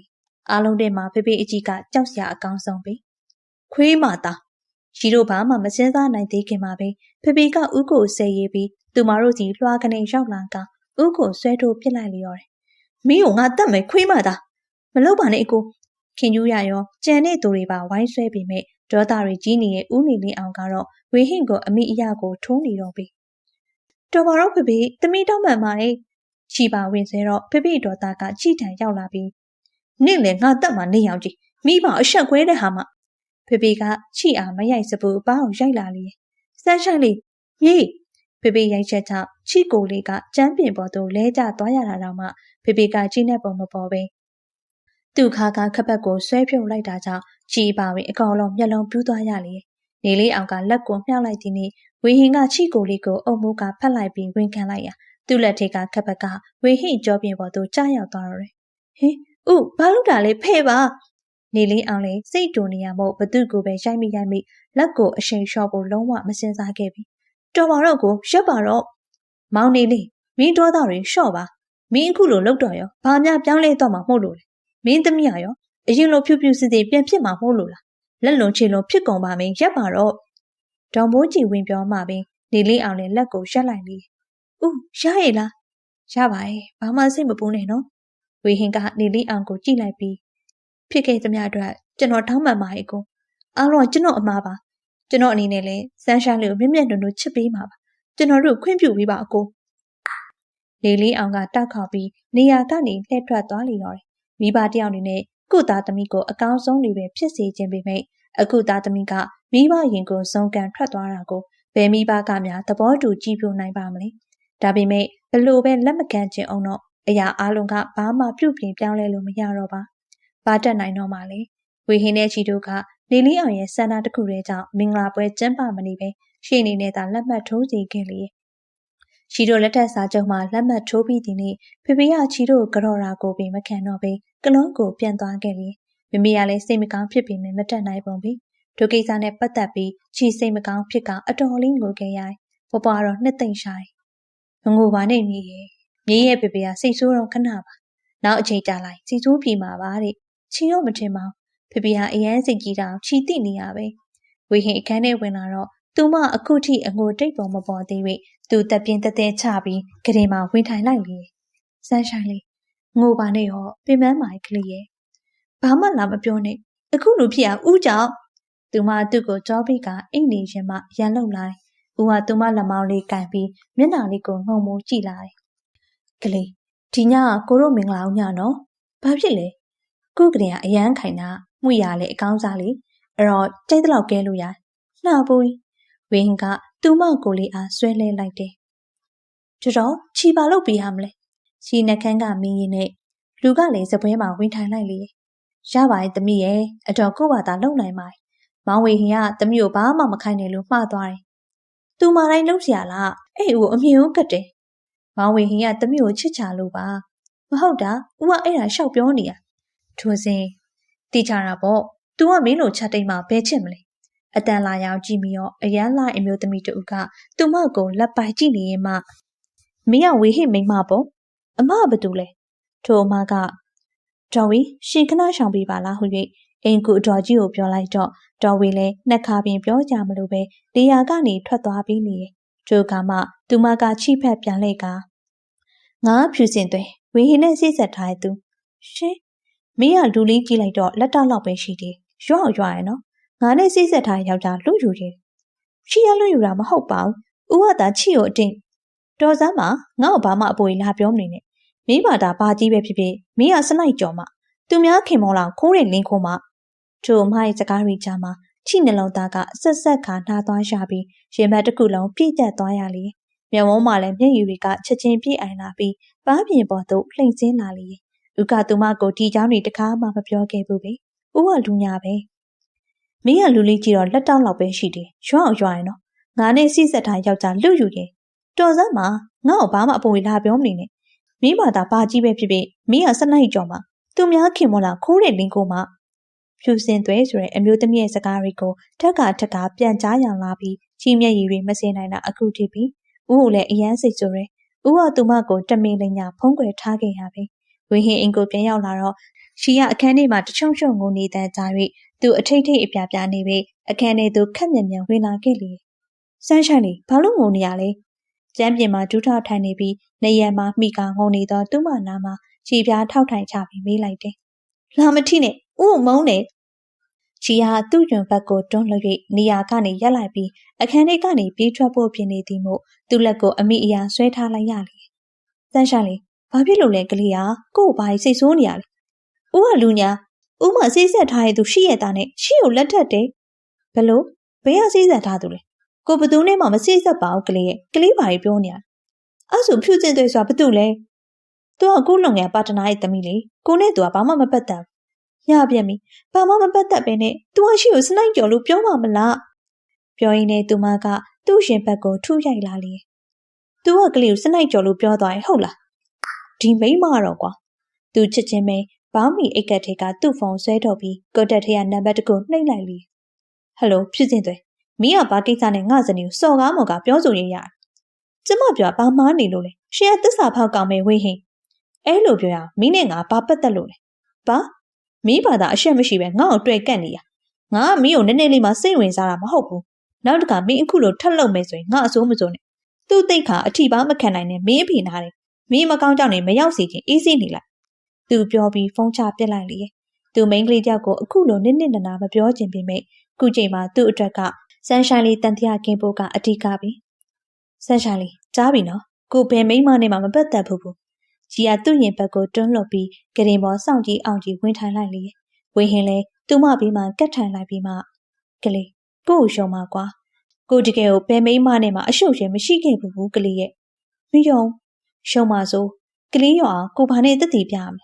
မပြနဲ့ဥကိုအစိတ်ဆိုးတော့မယ်စကားလောက်မပြောနဲ့ဝင်းဟင်းသူ့မကိုလေးအားတိန်ကြုံဖတ်တော့ရှီကအထင်ရောက်နေလွတ်တော့ဘသူကဖတ်ခိုင်းလို့လဲမဖတ်ခိုင်းနဲ့ဖတ်ချင်လို့ကို့စိတ်မဆိုးတော့ဘူးမလားစိုးသေးရဲ့ဥပါသူမပါလေးကိုဖြတ်ကနေနှမ်းလိုက်တယ်စိုးသေးလားစိုးသေးရဲ့ဒုက္ခဥကသူမကိုထက်နှမ်းပြန်တယ်စိုးသေးလားရှီကပြုံးကြည့်ကြည့်လေးနဲ့ခေါင်းရံပြီးမှမစိုးတော့ဘူးသူမစိတ်မဆိုးတော့ဘူးပြောတာတော့မှဥကသူမကိုထက်နှမ်းလာ၍ကြည်နှကန်းလေးကစုထော်သွားရလေဥနော်စိတ်မဆိုးတော့ပါဘူးဆိုဘာလို့ထက်နှမ်းနေရလဲကိုမိန်းမောင်နန်းကျင်လို့နန်းတာလေချစ်လို့နန်းတာအသေးရလို့နန်းတာဥရလို့နန်းတာ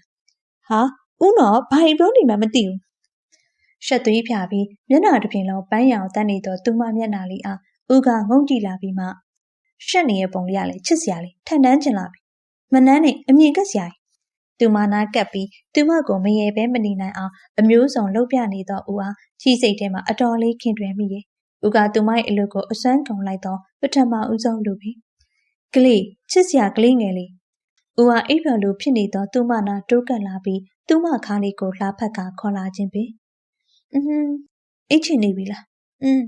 းကိုကမအိတ်ချင်သေးဘူး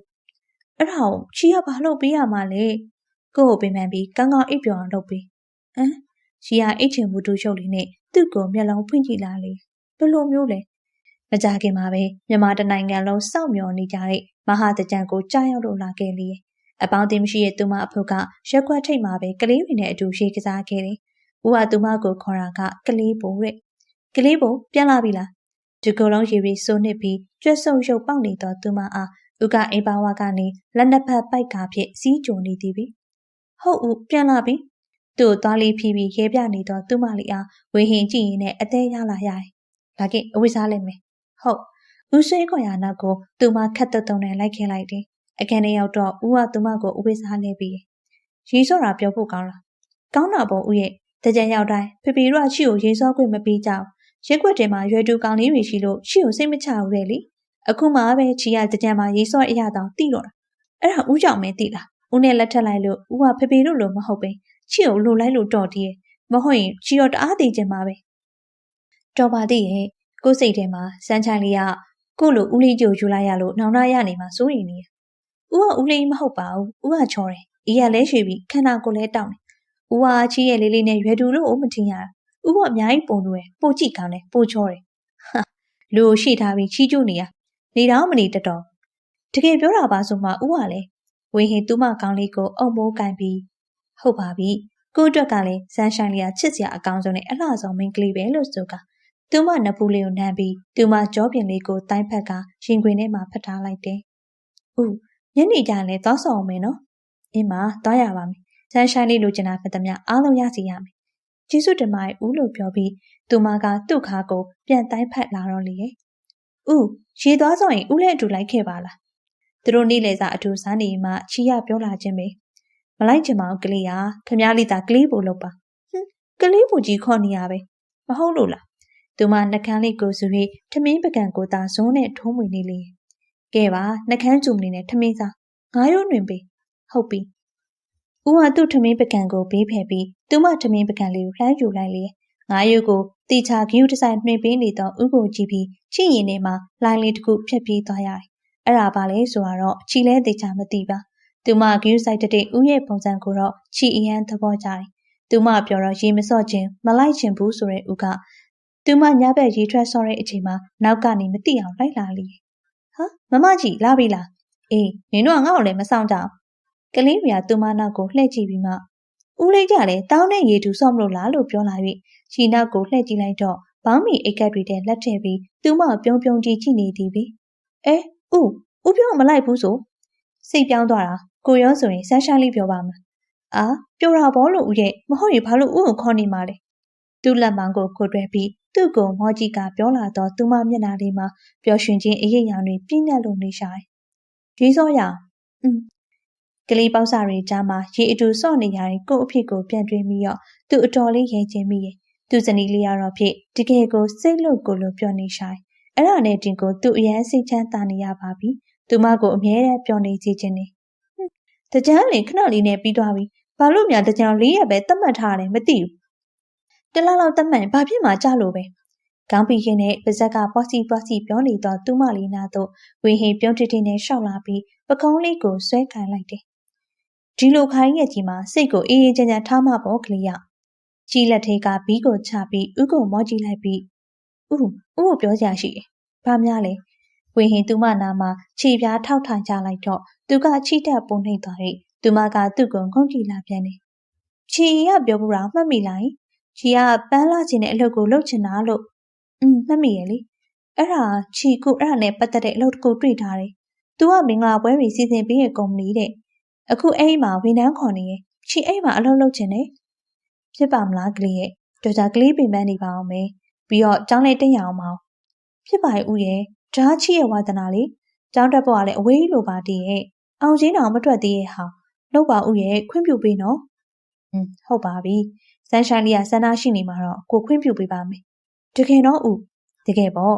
ဟာဦးကချစ်စရာကောင်းလိုက်တာပြောဆိုနဲ့သူမသူ့လေပင်ကိုတိုင်းဖက်လို့လာလေဘလို့ပြန်ပြောပါဘာ့လဲဦးကသူမကိုသူ့စီကပြန်ခွာပြီးမျက်လုံးချင်းစုံအောင်စိုက်ကြည့်လာ၍ချီးမျက်နှာလေးရှိန်ကနေဖြစ်သွားရတယ်ချစ်စရာကောင်းနေဆိုတာလေအဲ့ဒါတကယ်လားဦးကတကယ်ချစ်စရာကောင်းလို့ချစ်စရာကောင်းနေပြောတာပါချစ်စရာပဲကောင်းတာလားချစ်ရောမချစ်ချင်ဘူးလားအာဦးကလည်းချီးမအဲ့ဒါကြီးနားမလဲတာသူမသူ့စီကအကြည့်လွှဲပြီးနေရာကနေထကသူ့ကိုကြောပေးရက်လိုက်လေကိုသိပါရဲ့စန်းရှိုင်းလေးနားလေလာမယ့်အထိကိုစိတ်ရှည်လက်ရှည်စောင့်မယ်ဦးရဲ့လက်တွေကသူမဗန်လေးပေါ်ရောက်လာပြီးဦးရဲ့ရင်ပန်းနဲ့သူမကြောပြင်ထိသွားချိန်မှာခြေခန္ဓာကိုယ်ကရှိန်တိမ်ဖိန်တိမ်ဖြစ်သွားပြီးဦးကသူမပခုံးလေးနမ်းလာချိန်မှာတော့ခြေကျက်သီးလေးတွေပါထသွားရတဲ့အဖြစ်ဦးနော်ဒီနေ့နှစ်ဆန်းတရက်နေဒီလိုရက်မှာဖုန်ကြီးကြောင်းသွားပြီးဥပုပ်တောင်ဆောက်ရအောင်ဒါအောင်နှာဘူးလာကြမနေနဲ့ကိုဘာလို့လို့လဲကိုကဖတ်ပြီးနိုင်အောင်လေးပါစန်းရှိုင်းလေးကမဟုတ်တာအတွင်းလိုနေတာသူမမျက်နှာလေးရှုံးမဲ့သွားရပြီးဥလက်တွေကိုဆွဲဖယ်ကအခန်းထဲကနေပြေးထွက်ခဲ့လိုက်တော့တယ်ရှက်စရာကောင်းလိုက်တဲ့ဖြစ်ချင်းဝင်းဟင်ကတော့သူမပုံစံလေးကြောင့်သဘောတကျရင်ရင်ကြံခဲ့တယ်သူမနဲ့ပတ်သက်ရင်မျက်တောင်ကတ်တာလေးကအစသူကအသေးရပြီးချစ်မွာဖြစ်နေမိရမျိုးဦးစီယာခွင့်ပြုချက်နဲ့အတူချီလဲသူမအလုပ်လုံးမဲ့ကုမ္ပဏီကိုအလုပ်လျှောက်ဖို့ရောက်လာအလောက်ကလူလူကိုမှခေါ်မိဆိုရင်ထို့အကြောင်းကိုဦးကိုပြောပြတော့ဦးသူမ CP ဖောင်ထဲမှာအိမ်နာမရှိလူလူလို့ဖြေခိုင်းခဲ့တယ်။ဒါပေမဲ့ဦးရဲ့မျက်နှာကတော့လုံးဝမကောင်းခဲ့ပါ။စိတ်ဆိုးလို့ဒေါသထွက်လို့မဟုတ်ပဲစိတ်မကောင်းဖြစ်ပြီးဝမ်းနေသလိုမျိုးဦးကအဲ့လိုဖြစ်နေရမြင်ခဲ့ရချိန်မှာချစ်ရင်တင်လုံးဝနေလို့မကောင်းခဲ့ပြီ။ဦးနဲ့ပတ်သက်ပြီးသူမစိတ်ထဲမှာဘာဖြစ်နေလဲမသိ။ချီအတွင်းလိုရင်းနဲ့ရှောက်လာနေရောဒလီကတကာပိတ်တော့မှဝင်လာရ၍ခဏဆောင်မအောင်လို့လှမ်းអော်ပြီးဒလီကားကြီးတို့ခက်မြန်မြန်ပဲပြေးလာခဲ့လိုက်လေသူမဒလီကားရဲ့ရောက်တော့အထဲမှာကတက်လက်ပိုင်းအမျိုးသားနှစ်ဦးသာရှိလေရဲ့ကျေးဇူးပါရှင်ပြောပြီးချီနဲ့သူတို့ရှိမလန်းမကန်းမှရဲ၍ပတ်စံအိတ်တွေကမိတ်ကပ်ဘူးကိုထုတ်ကကိုမျက်နှာရဲ့လိုအပ်ချက်တွေကိုဖုံးပြီးဖို့လုပ်နေရောခုနလူနှစ်ယောက်တွေကရုပ်ပူချောတဲ့အမျိုးသားကသူမကိုလာကြည့်နေရကိုမှန်နေကနေတစင်အချီမြင်လိုက်ရတယ်သူကြည့်နေရကိုချီတိသွားတာတော့မှသူကမျက်နှာမလဲသလိုလိပ်ပြမလုံးနဲ့အရေးအယောင်လည်းမပြဘဲမှန်နေကမြင်နေရချိမြန်ဝန်းတွေအားခက်ဆိုင်ဆိုင်ကြည့်လိုက်ချီလည်းမိတ်ကပ်ဘူးကိုပြန်သိမ်းပြီးသူနဲ့ခက်ခွက်ခွာသူပို့ပြီးတိုးရွှေ့လိုက်တယ်ဖြစ်ချင်တော့ချီနဲ့သူတို့သွားနေရကတလွာရဲဖြစ်နေပြန်တယ်ချီလည်းသူတို့ထက်အရင်ခက်သွက်ရှောက်လာပြီးရုံးကန်ရှိရာသို့အမြန်လာကခုံမဝင်ထိုင်လိုက်တယ်အလုလျှောက်တဲ့သူတွေကများလုံးလို့ချီစိတ်တက်ပြီးကြကျင်သွားသလိုလိုပါပဲဘာမှမကြောက်နဲ့နော်ကလေးအကောင်းဆုံးကြိုးစားခဲ့ဦးကလည်းဖြေအင်တာဗျူးဖြေပြီးတဲ့အထိလိုက်ဆောင်ပေးပါဆိုလိုက်ဆောင်ပေးချင်ပါရဲ့ဒါပေမဲ့ဆန်းရှိုင်းလေးကိုယ့်ဟာကိုယ်ပြီးတက်တည်ရှိစေချင်လို့ကိုရိုင်းကပဲကိုယ်စိတ်ကိုအားပေးနိုင်တာဆန်းရှိုင်းလေးရဲ့ဦးရဲ့စကားတွေပြန်ကြားရလာတော့ချီးနှကန်းလေးတွေကအလိုလိုနေပြုံးသွားရရင်ထိုစဉ်သူမတို့ရှိကနေဖျက်လျှောက်သွားတဲ့သူကြောင့်ချီးမြံဝန်းလေးတွေကတိတိတသားလှုပ်ရှားသွားရလေဒလီကနေရလူချီးစိတ်တဲကနေပြီးတီတိုးရေရွတ်နေအောင်ပါပဲထိုလူကသူမကိုလှည့်ကြည့်လိုက် ဒလိကားတွေမှာကြီးကျယ်တော့အကြည့်မျိုးနဲ့လေထိုလူကသူမတို့အင်တာဗျူးဖြစ်ရမယ်ရုံးခန်းနဲ့ဝင်သွားတော့သူကဒီကုမ္ပဏီရဲ့ယာဒူးကြီးပိုင်းနေရာဖြစ်မယ်လို့ချီတွေးထင်လိုက်တယ်ချီထင်ထားသလိုပါပဲသူကယာဒူးကြီးပိုင်းနေရာဖြစ်ပြီးသူ့ယာဒူးက CEO တဲ့သူမအင်တာဗျူးဖြစ်ရောလေသူကထုံးစံတိုင်းလာကြည့်ပြန်တယ်သူကြည့်တွေကဘလို့ကြီးမှန်းကိုမသိတာပါတကယ်တော့တင်းတင်းစီစီကြီးစူးရှာပြီးညှို့ယုံနေသလိုအကြည့်ပိမိတ်ဦးရဲ့အကြည့်လောက်တော့ရှင်ခုံဖို့မကောင်းပြီဦးရဲ့အကြည့်တွေကကျင်နာခြင်းမျက်နှိုးခြင်းချစ်ခင်ယူရခြင်းတွေအပြည့်နဲ့ဖြစ်ပြီးတင်စီခြင်းကင်းမဲ့ကသူမအတွက်ဆိုအရာအားလုံးကိုအလျှော့ပေးထားရဆိုတဲ့အကြည့်မျိုးဦးကသူမအတွက်ခင်မုန်းလိုဖြစ်တည်မှုအပြင်အဖေလိုအကိုလိုတငယ်ချင်းလိုမျိုးသူမကိုကာကွယ်ဆောက်ရှောက်ပေးပြီးပျော်ရွှင်ခြင်းတွေယူဆောင်လာပေးသလိုသူမရဲ့ခံစားချက်တွေကိုအလေးထားပေးတတ်တဲ့သူပါဦးကိုလက်ထက်ရတာကိုချီလုံးဝနောင်တမရပြီ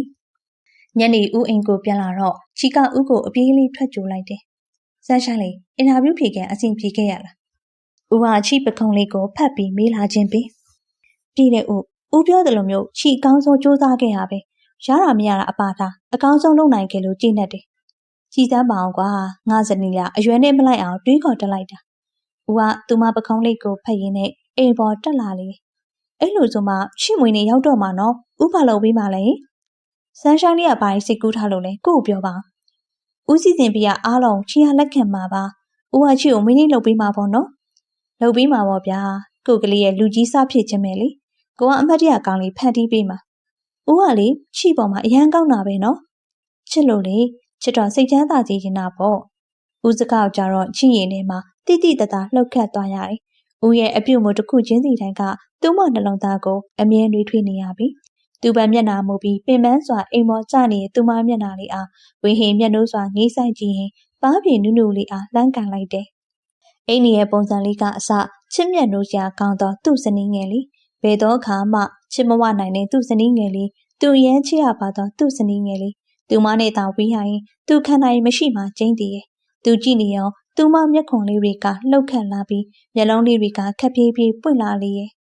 ဦးမအိတ်သေးဘူးလားကလေးအိတ်နေရလေးကိုကြည့်နေရဘာလို့ချစ်လို့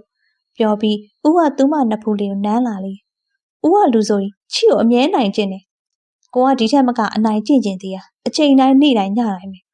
ဦးတော့အကျင့်ဦးကသူမကိုပြုံးတုံတုံကြည့်လာပြီးသူမကိုလေးအားသူ့ရှင်ခွင်နဲ့ဆွဲသွင်းကစောင်ကိုတီချဆွဲချုံပေးလာလေအိတ်တော့ပင်ပန်းထားလေဟုတ်ဦးလည်းအိတ်တော့နော် good night baby ဝေဟင်းနှကန်းလေးတွေကိုဖိကက်နမ်းလာပြီးသူမကိုပိုတိုးဖက်ကမျက်လုံးတွေမိတ်ချလိုက်တော့တယ်ရှင်ဟုတ်ကဲ့ပါရှင်ကျေးဇူးပါနော်ချီဖုံးချပြီးသည့်နေ့အခန်းထဲကနေပြေးထွက်လာခဲ့လိုက်တယ်အောက်ထပ်ကိုရောက်သည့်နေ့ဦးရှိနေမဲ့ရီကူးကန်စီသို့အပြေးလေးထွက်လာခဲ့လိုက်တယ်ဦးရေဦးသူမအတန်ကြတော့ဝေဟင်ရီကူးနေရာမှာရှက်လိုက်ပြီးရီကူးကန်ပေါင်းစီသို့ကူကသူမကိုစောင့်နေလိုက်တယ်ဦးဘာဖြစ်လာလဲကလေးအလန့်တကြားနဲ့သူမသူ့ရှိမှဒူးလေးတုတ်ကထိုင်ချပြီးဦးချီလုံးရပြီးတပတ်ခါကျရင်အလုံးစားချင်းလို့ရပြီတဲ့တကယ်လားတကယ်ဘောလို့ချီရန်ဝမ်းသာတာပဲဦးလည်းဝမ်းသာရင်မဟုတ်လား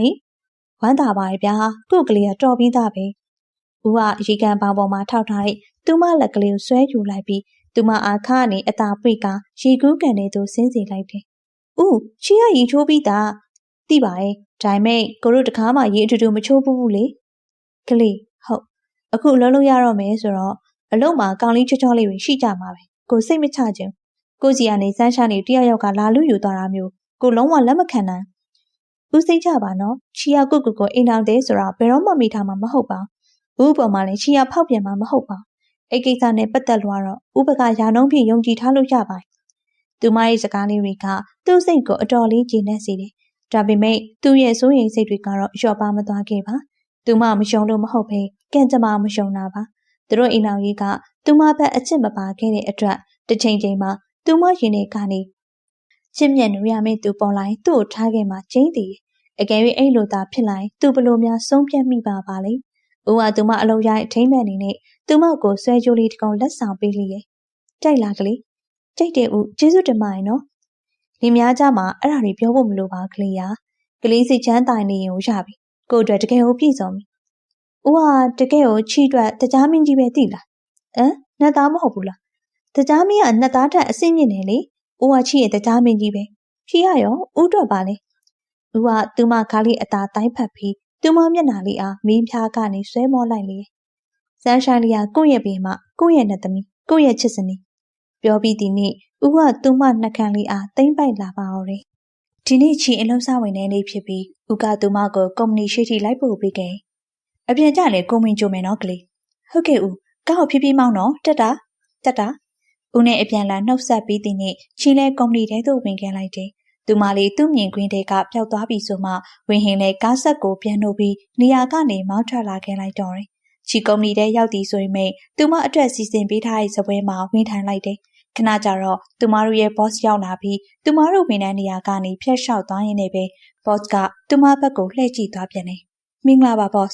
ဝန်ထမ်းတွေအကုန်လုံးကနေရာကနေထားပြီးနှုတ်ဆက်လိုက်မှပဲချီလဲရောင်ကန်ကန်နဲ့နေရာကကမန်းကတန်းထလိုက်ရတယ်။ boss ကသူမပုံစံကြည့်ပြီးပြုံးလိုက်သလားပင်မသိ။သူရုံးခန်းတွေကဝင်သွားပြီဆိုမှချီတို့အားလုံးနေရာမှပြန်ထန်လိုက်ကြတယ်။ boss ကတကယ်ပဲဘလို့လူပါလဲ။ boss ရဲ့နာမည်ကအထွတ်မြတ်တဲ့တင်စည်းချက်ပဲနော်ဦး။သူမကအိမ်ယာကိုတေချာပြန်ပြူးနေအောင်ခင်းနေရင်မှညဝင်းအင်ကြီးလဲနေတော့သူအားအတင်းတုံနေခြင်းပဲ။လူကရောချောလား။လူကတော့ချောပါရဲ့။အသက်ကအခုမှ29ပဲရှိသေးရတဲ့။အော်ချောတွေပေါ့။ချောပါရဲ့ဆိုမှပဲဦးဟာလေ။သူကတဝင်းတိုးပြီးရွက်မိရကိုသူမချောရီကြီးထက်နေ၍ဝင်းဟိစိတ်တဲ့မကြေနပ်ခြင်းသူဝေစားလဲပြီးသည်နှင့်သူမကိုဘာမှမပြောတော့ပဲအိမ်ယာပေါ်တက်လဲပြီးသူမကိုကြောပြီးထားလိုက်လေရဲ့။ဦးအိတ်တော့မလား။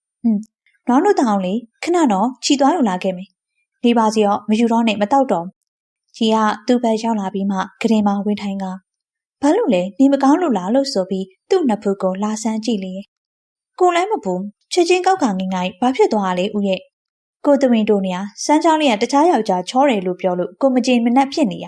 ။အော်အဲ့ဒါကြောင့်လားဘာများလဲလို့ဦးရဲ့ကလေးဆန်လိုက်တာ။အဲ့ဒါတွေကချစ်မိသွားတဲ့သူတွေပဲနားလေမှာဆန်းရှိုင်းလေးရဲ့ကိုချစ်ရတဲ့သူကိုကလွယ်ပြီးဘသူ့မှအာယုံမဆိုင်စေချင်တာချစ်မိသွားတတ်ကြတဲ့သူတိုင်းမှာရှိရဲ့အတားပဲတဝင်းတို့ရဲ့စိတ်မချအောင်မဆုံးရှုံးခြင်းဘူးအဲ့ဒါတွေကဆန်းရှိုင်းလေးကိုချစ်လို့ဖြစ်လာတဲ့ကိုရဲ့အတားတွေသူ့စကားဆုံးတော့ချီးမျက်နှာလေးကပြုံးစိစိလေးဖြစ်သွားလေရဲ့သူကချောတာမှန်ပေမဲ့သူ့ပုံစံမအေးချမ်းချီးရဲ့အမြင်မှာချောတာချင်းအတူတူဦးကပိုးပြီးအေးချမ်းတယ်ဦးကချစ်ချင်းပဲထိုင်ရမှထပြီးသူမလက်ကလေးကိုကန်ကတကယ်လားဆန်းရှိုင်းလေးတကယ်ပြောရလားအင်းမော့ချီတွေ့ဘူးသမျှယောက်ျားတွေထဲမှာဖေဖေပြီးဦးကအခန့်ဆုံးနဲ့လေးစားကြအကောင်းဆုံးပဲသူကမှဦးကကြီးနဲ့သွားဟန်နဲ့သူမကိုလေးအားခက်တင်းတင်းပွေ့ဖက်လာပြီး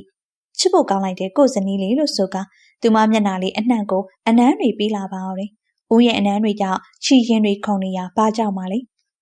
နေအောင်ကြီး boss ခေါ်နေရဲ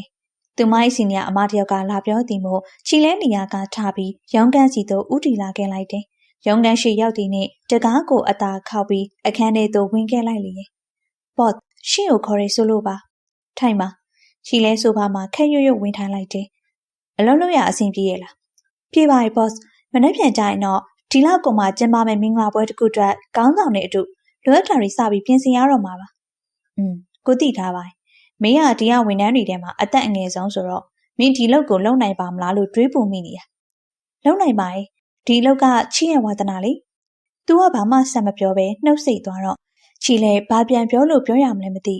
။မနေ့ကမင်းကိုလာကြတာဘာတူလဲ။ရှင် तू ကဘာမှဆက်မမေးဘဲချီမျက်နာကိုသာစိုက်ကြည့်လို့နေလေရဲ့။ဟုတ်ဦးလေးပါ။သူတို့ပြောလိုက်ရချီရင်တဲမှာအတော်လေးအောက်မြတ်သွားရပြီးဦးကိုလည်းအာနာတနာသွားရတယ်။အော်နုရဲ့နော်။ဦးကလေးလေးကအရန်နုပြီးချောတယ်။မင်းမရေးသားရှိလား။မင်းကလှတော့ရေးသားရှိလားလို့မရှိပါဘူး။အော်ထင်ပါတယ်။ဟုတ်အဲ့ဒါတွေမေးဖို့ခွာလာရင်ဟုတ်တယ်။မင်းနဲ့ပတ်သက်တာတွေသိကြလို့ဘာလို့လဲ။နောက်မှပြောမယ်တွားလို့ရပြီ။ချီလဲနှစ်ခါပြောကြပြီမလို့ပဲထိုခန်းထဲကနေမပြေးအောင်တမဲထွက်ခဲ့လိုက်တော့တယ်။ boss ပြောတဲ့စကားတွေကလည်းသူ့မနာတဲ့ကနေလုံးဝမထွက်နိုင်ပဲရှိနေခဲ့လေရဲ့။ဘဘကြီးချီတို့လေလာတယ်။ရုံပရက်မို့ဦးနဲ့ချီတို့အဖွားဖြစ်သူထံသို့အလဲရောက်လာခြင်းပါ။အမလီပေါ်လာကြသည်။တမျိုးတည်းနေလို့ပဲ။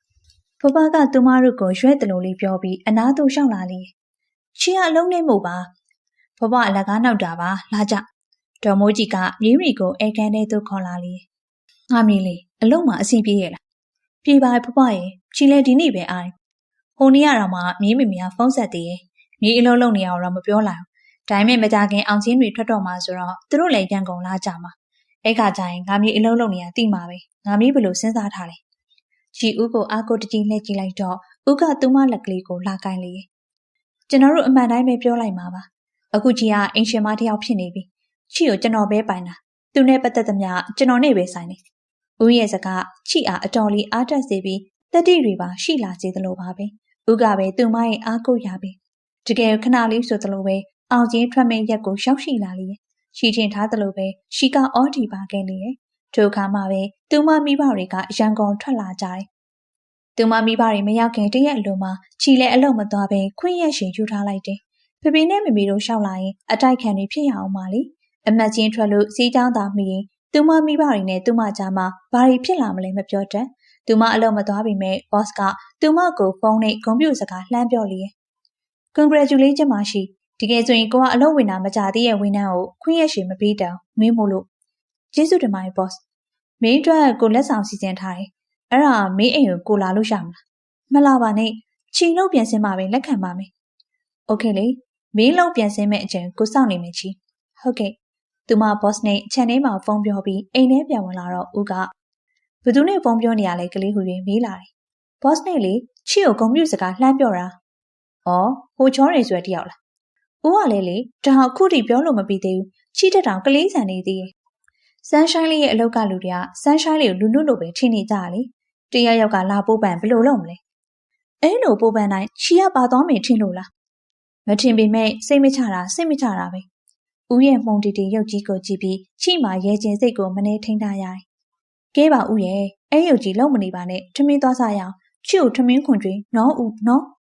သူမကကတ်ချွဲနေပြန်တော့သူ့မှာချက်ချင်းအေးပြောသွားရသည်ပဲဟုတ်ပါပြီလာ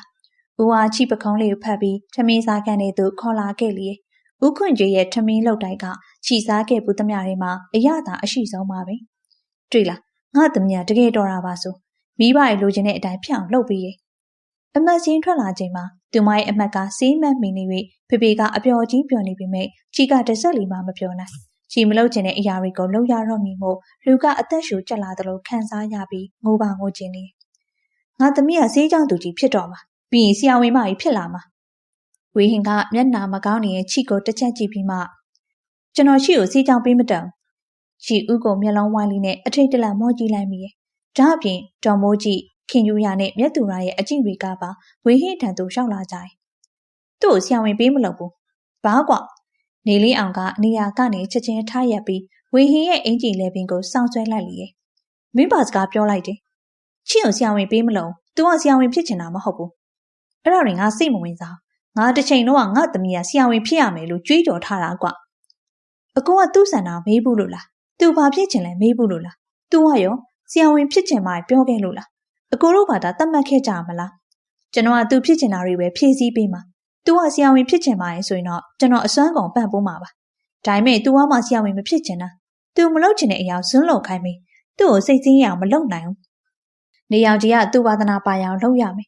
သူဖြစ်ချင်တာကိုပဲအကောင့်ထဲဖော်ရမယ်ဒါကသူ့ခင်မအနေနဲ့ကျွန်တော်ရဲ့ဆုံးဖြတ်ချက်ပဲဟာဒီကောင်ကွာနေလေးအောင်ရဲ့လက်သီးကဝေဟင်းရဲ့ပါရိုးပေါ်သို့အရှိန်ပြင်းစွာကျရောက်သွားလေ။ဦးမြေချီယာသူ့ကိုဆွဲထုတ်ပြီးမှသူ့ရှိမှပိတ်ရက်ကအဖေဖြစ်သူဘက်မှမျက်နှာပူ၍သမီးတောင်းမှန်မိုင်းဖေဖေသမီးဆရာဝန်မဖြစ်ချင်ဘူး။ဘာလူတွေရဲ့အသက်ကိုအားကျိုးမှန်တက်ကိန်းနဲ့တခုခုချွတ်ချော်ပြီးလူသက်မိမလားလို့စိုးရိမ်နေရမယ့်အစားပန်းတွေပဲတယူတရာပြိုးထောင်ခြင်းနဲ့သမီးရဲ့ကိုယ်ပေါ်မှာစေးအနှံ့တွေအစားပန်းအနှံ့တွေပဲဆွဲစီခြင်းနဲ့စေးရုံရှောက်လန်းထက်ပန်းကင်းကိုပိုသဘောကျတယ်။သမီးဆရာဝန်မဖြစ်ချင်ဘူးဖေဖေသမီးကပန်းတွေအလှကျင်နေသူပန်းတွေပြိုးထောင်သူဖြစ်ချင်တာသမီးကလေးဖေဖေစီကနေဒုတိယအကြိမ်ပါရိုက်ခင်ရခြင်းမှာမွေးရကြုံမနှက်တဲ့ဟာမှပြောပြီးဖေဖေကသူမတို့အိမ်ထဲကနေဒေါနဲ့မော်နဲ့ထွက်သွားရပါအောင်လေသမီးရအမေဖြစ်သူစကားမဆုံးခင်မှာပဲချီလဲအိမ်ပေါ်သို့ပြေးတက်လာခဲ့လိုက်တယ်သူမ၏ဆန္ဒကိုထုတ်ပြောမိရာဒီလောက်ထိအပြစ်ကြီးသွားလားသားသမီးကိုအကောင်းဆုံးနေပဲရစီခြင်းနဲ့မိဘတွေရဲ့စိတ်ကိုနားလည်ပြီးမိမိဘတွေကလည်းသားသမီးတွေရဲ့စိတ်ကိုနားလည်ပြီးကောင်းမယ်ကိုယ့်ရဲ့ကိုယ်ပိုင်ဘဝမှာတပားသူရဲ့ဆန္ဒတစ်ခုတည်းကြောင့်နဲ့ကိုမဖြစ်ချင်တဲ့အရာတွေကိုလုပ်ရင်မွန်းကျက်ပိတ်လောင်နေရမယ့်အဖြစ်ကိုလုံးဝမလိုချင်ပါဝင်းဟင်အပေါ်တက်ကိုတက်လာတော့ချီကအခန်းတကားဘက်ကိုကြောပေးပြီးအခုဒီတရှုံရှုံငုံနေစေပြီးသူ့လက်ထက်ကချီကဲအိတ်ကိုစပွဲပေါ်တင်ပြီးသူမနောက်ကျောဘက်မှာကတ်ထိုင်ကလက်မောင်းလေးကိုအသာကမ်းလိုက်တယ်ဆန်းရှိုင်းလေးဘာ့ကိုရေခဲခဲ့ရအောင်ထ သူပါဆွဲထူတော့လေသူမကအလိုက်တင်လေးပါလာလေအရန်နာနေလားထီတိုင်းစိတ်မကောင်းဖြစ်အောင်ပါပြောရင်းနဲ့သူမကမျက်ရည်တွေထက်ကြလာတော့ဝေဟင်ကသူမမျက်ရည်တွေကိုအသာအရာတုပ်ပေးလိုက်တယ်ငငိုနဲ့ရောကိုရှိရဲ့ဆန်းရှိုင်းလေးရဲ့ရှေ့မှာကိုမမရှိနေပြီမဲ့ဆန်းရှိုင်းလေးရဲ့ဘဝမှာမလုပ်ချင်တဲ့အရာတွေလုပ်ရတယ်လုပ်ချင်တဲ့အရာတွေလုပ်ခွင့်မရဘူးဆိုတာမျိုးဘယ်တော့မှရှိမလားစီရကို့ကိုပဲအပြည့်အဝယုံတာအခုဆန်းရှိုင်းလေးကကိုပိုင်နဲ့ကလေးပဲနော်ငငိုနဲ့ရောငငိုနဲ့ဆိုမှသူမသူ့ရင်ခွင်နဲ့မျက်နှာအတိုးဝင်ပြီးပုံငိုပါအောင်ငငိုနဲ့လို့ကိုကဆန်းရှိုင်းလေးကိုဝမ်းမနေစေချင်ကျေးဇူးတင်ပါတယ်ဦးရဲ့ဦးကြောင့်သာမဟုတ်ရင်အခုချိန်မှာကြီးကအရာရာကိုယ်ဆန္ဒမပါပဲခေါင်းညိတ်ရတော့မှာဦးဟာရှိရနေလမ်းကြောင်းပေးခဲ့လို့သာချီအခုလိုမျိုးပြောခွင့်ရခဲ့တာဦးဟာချီအတွက်တကယ်အားကိုးရပဲဦးကြောင့်သာချီကအခုလိုတတိတွေရှိလာတာရှိပြီးမှဦးရှိနေရဲ့ဆိုတာနဲ့တင်ချီဘာမှမကြောက်တော့ဘူးအဲ့ဒီစကားတွေကိုကကျင်းနေနေပါပြီလာပါအောင်ရေခဲဝိတ်ကရအောင်ဦးကသူမကိုလေခွာပြီးစပွဲပေါ်မှာရေခဲအိတ်ကိုလှမ်းယူကသူမပါပေါ်ကလက်ဝါးရှာကိုရေခဲနဲ့ခပ်ပွားပွားကပ်ပြီးလိုက်မျက်ဝန်းမှာသူမကိုစိုးရိမ်နေဟန်ပြည့်နေဦးကိုချင်းသူမနှလုံးသားကတိတိတတ်အခုံမြင်လာရိုင်းဦးနဲ့အခုလိုနီးကပ်နေရကိုသူမကဘာလို့ရင်ရီခုံရှက်သွင်းရီဖြာပြီးလူကထူပုံနေရလေဦးကတခြားသူလည်းမဟုတ်ပဲသူမခင်မောမေကိုဦးရဲ့ကိုငွေကသူမကိုလာရောက်ထိကန်နေရကိုကလည်းတမျိုးရင်တုံစရာကောင်းနေပြန်တယ်ဦးရဲ့လေတိုင်းဦးရဲ့ရှင်ဘက်ဦးရဲ့လက်မောင်းတွေကြည့်ပြီးချီနေထိုင်နဲ့လူကရှိန်တိမ်ဖိန်တိမ်ဖြစ်လာရလေရဲ့ဦးဟိုလေသူမတခုခုပြောဖို့တွန်းဆုံနေဟန်မို့ဝေဟင်ကသူမမျက်လုံးလေးတွေကိုစိုက်ကြည့်လိုက်ပြီးဘာလဲကလေးပြောလေဟိုချီတော့ဘာမှမဟုတ်တော့ပါဘူးထားလိုက်ပါတော့ပြောပါကလေးရဲ့ဘာပြောမှလဲသူမတခုခုကိုရှက်ရွံ့နေပုံနဲ့ခေါင်းငုံသွားလေဘာလဲလို့ဘာမှမဟုတ်တော့ချက်ချင်းပဲဝေဟင်ကတခုခုသဘောပေါက်သွားပြီးသူမမျက်နှာလေးအားမီးဖြားကနေဆွဲမောလိုက်လေမဟုတ်မှကို့ကိုသွေးပူနေခြင်းလားလှုပ်စီခြင်းလားဟုတ်လားမသိဘူးဦးရဲ့ဘာရင်မင်းနေရလဲမသိဘူးအဲ့ဒါဟုတ်တယ်မလားလို့မရှက်ပါနဲ့ကိုတို့ကလီများတွေပဲဒါမျိုးကိစ္စတွေမှာပွင့်လင်းရတယ်ရှက်ကြမလို့ကိုပြောတဲ့ဟာဟုတ်တယ်မလားသူမခေါင်းလေးငုံသွားပြီးမှမတိမသားလေးခေါင်းကြီးပြလေဝေဟင်လဲသူမကိုလေးအားခက်တင်းတင်းထွေးပွေကဖက်လိုက်ပြီးနှကန်းလေးကိုငုံထွေနှမ်းဆိုင်လိုက်ပါအောင်လေ။ဦးကသူမခါးလေးကိုဖတ်ပြီးလက်မောင်းလေးကိုခပ်ဖွက်ဖွက်နမ်းလာလေ။ပင်ပန်းသွားပြီလား။နည်းနည်းပါ။ကြီးကသူ့ကိုမကြည့်ပဲဖြေလေ။ကြီးရတာအခုမှပြန်တွေ့ပြီးရှက်နေပုံပါပဲ။ကိုတို့ရေချိုးရအောင်လေ။လူတွေလည်းညစ်ပတ်နေပြီ။ဦးကသူမကိုလေးကိုပွေ့ချီပြီးရေချိုးခန်းထဲခေါ်လာလေ။အခန်းထဲရောက်တော့နှစ်ယောက်သာရေပန်းအောက်မှာရှက်လိုက်ကြပြီးဦးကရေပန်းကိုဖွင့်ချလိုက်တယ်။ရေစက်တွေကသူမတွေကိုပေါ်သို့အရှိန်နဲ့ပြေးဆင်းလာသည့်တိုင်ဦးနဲ့သူမရဲ့ခန္ဓာကိုယ်တွေကပူကန့်နေအောင်ပါပဲ။ကလေးဟုတ်ချစ်တယ်။ကြီးရဲ့ပါလေးနှစ်ဖက်ကရှိန်ကနေဖြစ်သွားပြီးရင်တွေပါအစမတန်အကုန်မြင်လာလေ။ဝေဟင်ကသူမမိဖျားလေးကိုဆွဲမော်ပြီးနှကန်းလေးကိုငုံထွေးနှမ်းဆိုင်ပစ်လိုက်တယ်။သူမလည်းသူ့အနံတွေကိုမတိမသားလေးတုတ်ပြန်နေခဲ့လေ။ဖေဖေကသူမတို့ကိုလှမ်းခေါ်ပြီးဦးနဲ့ချီတို့ဘွားစီတို့ရောက်လာခဲ့။သူမတို့ရောက်သွားတော့ဖေဖေကသမီးကတကယ်ပဲဆုံးဖြတ်ချက်ကိုမပြင်တော့ဘူးလားဆိုပြီးမေးလာ။ဟုတ်မပြင်တော့ဘူးဖေဖေ။ကောင်းပြီလေ။သမီးရဲ့ဆန္ဒဖေဖေလိုက်ရောပေးမယ်။တကယ်လားဖေဖေ။ကြီးဖေဖေဘေးမှာပြောင်းထိုင်လိုက်ပြီးဖေဖေကောင်ဖက်ကရှင်ဘက်မှာမိလိုက်လေ။ကျေးဇူးတင်ပါတယ်ဖေဖေရဲ့တကယ်ကျေးဇူးတင်ပါတယ်ဖေဖေကိုအရန်ချစ်တာပဲ။သမီးစိတ်ကြမ်းတိုင်းပြီးရပါပဲ။ပြီးတော့သမီးကအိမ်အောင်တဲ့ဖြစ်နေပြီ။သမီးနဲ့ဖေဖေတို့ကဆိုင်မဲဆိုင်တာမပိုင်တော့ဘူး။သမီးရဲ့ကိုယ်ပိုင်ဆုံးဖြတ်ချက်ကိုဖေဖေတို့ကဝင်စွတ်ဖက်လို့မရတော့ဘူးလေ။နေလေးအောင်ကဝေဟင့်ကိုလှမ်းကြည့်ပြီးမင်းပြောရင်တော့ငါသမီးဖြစ်ချင်တာအစွမ်းကုန်ပန့်ပိုးပြီးမယ်လို့မင်းစကားမတည်ငါမင်းကိုလာတတ်မှာစိတ်ချပါအကိုယုံထားလို့ရတယ်ပြီးရပဲဒေါ်မိုးကြည်နဲ့ခင်ယူရကလည်းတယောက်မျက်နှာတယောက်ကြည့်ပြီးပြုံးလိုက်ကြတယ်သူမရဲ့ခင်မောအခုလိုစိတ်လျှော့သွားဖို့သူမနဲ့မမေကအတော်လေးနားချခဲ့ရသည်လေသမီးကအိမ်အောင်ရှင်မဖြစ်နေပြီမို့သမီးနဲ့ပတ်သက်သမျှကသမီးရဲ့ခင်မောနဲ့သက်ဆိုင်တော့တာမလားသူမတို့ကကို့သမီးရဲ့ကိစ္စအဝဝမှာနေရတကာဝင်းစွတ်ဖက်ခွင့်မရှိတော့ဘူးလေဒီနေ့ခွင့်ရပြည်သွားပြီးမို့ခြေအလုပ်ပြန်ဆင်းခဲ့တယ်သူမရဲ့ခြေလမ်းတွေကလည်းဒီနေ့မှတိတိတသားတက်ကြွနေသည်ပဲအပြုံးတွေကလည်းပိုပြီးအသက်ဝင်နေပြီမျက်နှာလေးကလည်းကြည်လင်လို့နေလေရဲ့ချီဘာသာဆောင်ဂုံတူးပါရဲ့ဆိုဂုံယူပါရဲ့နော်စိတ်မလည်းမိရဲ့ဆိုဈေးကြောင်းသူကြီးဖြစ်တော့မှာပေါ့ချီရုံကန်နဲ့ဝင်လိုက်သည်နေ့သူမရဲ့စီနီယာအကိုတွေအမတွေကဝိုင်းပြီးဂုံပြူကြတယ်ချီလည်းကျေးဇူးတင်ပါတယ်ကလွဲပြီးတခြားကိစ္စတွေကိုမရှင်းပြမိပါ သူမ CCTV ကနေကြည့်နေတဲ့အထွန်းမြတ်ကသူ့ဘေးကသူ့တပည့်အားနေအောင်ကျို့သွားခေါ်လာခဲ့လို့ပြောလိုက်ရာသူ့တပည့်ချက်ချင်းပဲအခန်းထဲကထွက်သွားလေခဏကြာတော့ချီကအခန်းထဲဝင်လာပြီးသူလည်းအန်ဆွဲတွေကဘူးလေးတစ်ခုကိုယူပြီးနေရာကထကဆိုဖာမှာသွားထိုင်လိုက်တယ်ချီကိုခေါ်ရဲဆိုလို့ပါ boss ထိုင်လေချီကသူနဲ့မျက်စောင်းထိုးမှဝင်ထိုင်လိုက်တယ် boss ကအနက်ရောင်ဘူးလေးတစ်ပုဒ်အားသူမရှိမှချပေးလာတယ်ဒါမင်းတို့ဂုံပြုတ်လက်ဆောင်မှာအဲ့ဒါတွေမလို့ပါဘူးကို့အစီဒနာထားပြီးပြီးတော့မငင်းရအောင်လေမင်းရဲ့အောင်မြင်မှုအတွက်ကိုကဂုံပြုတာပါကျေးဇူးတင်ပါတယ် boss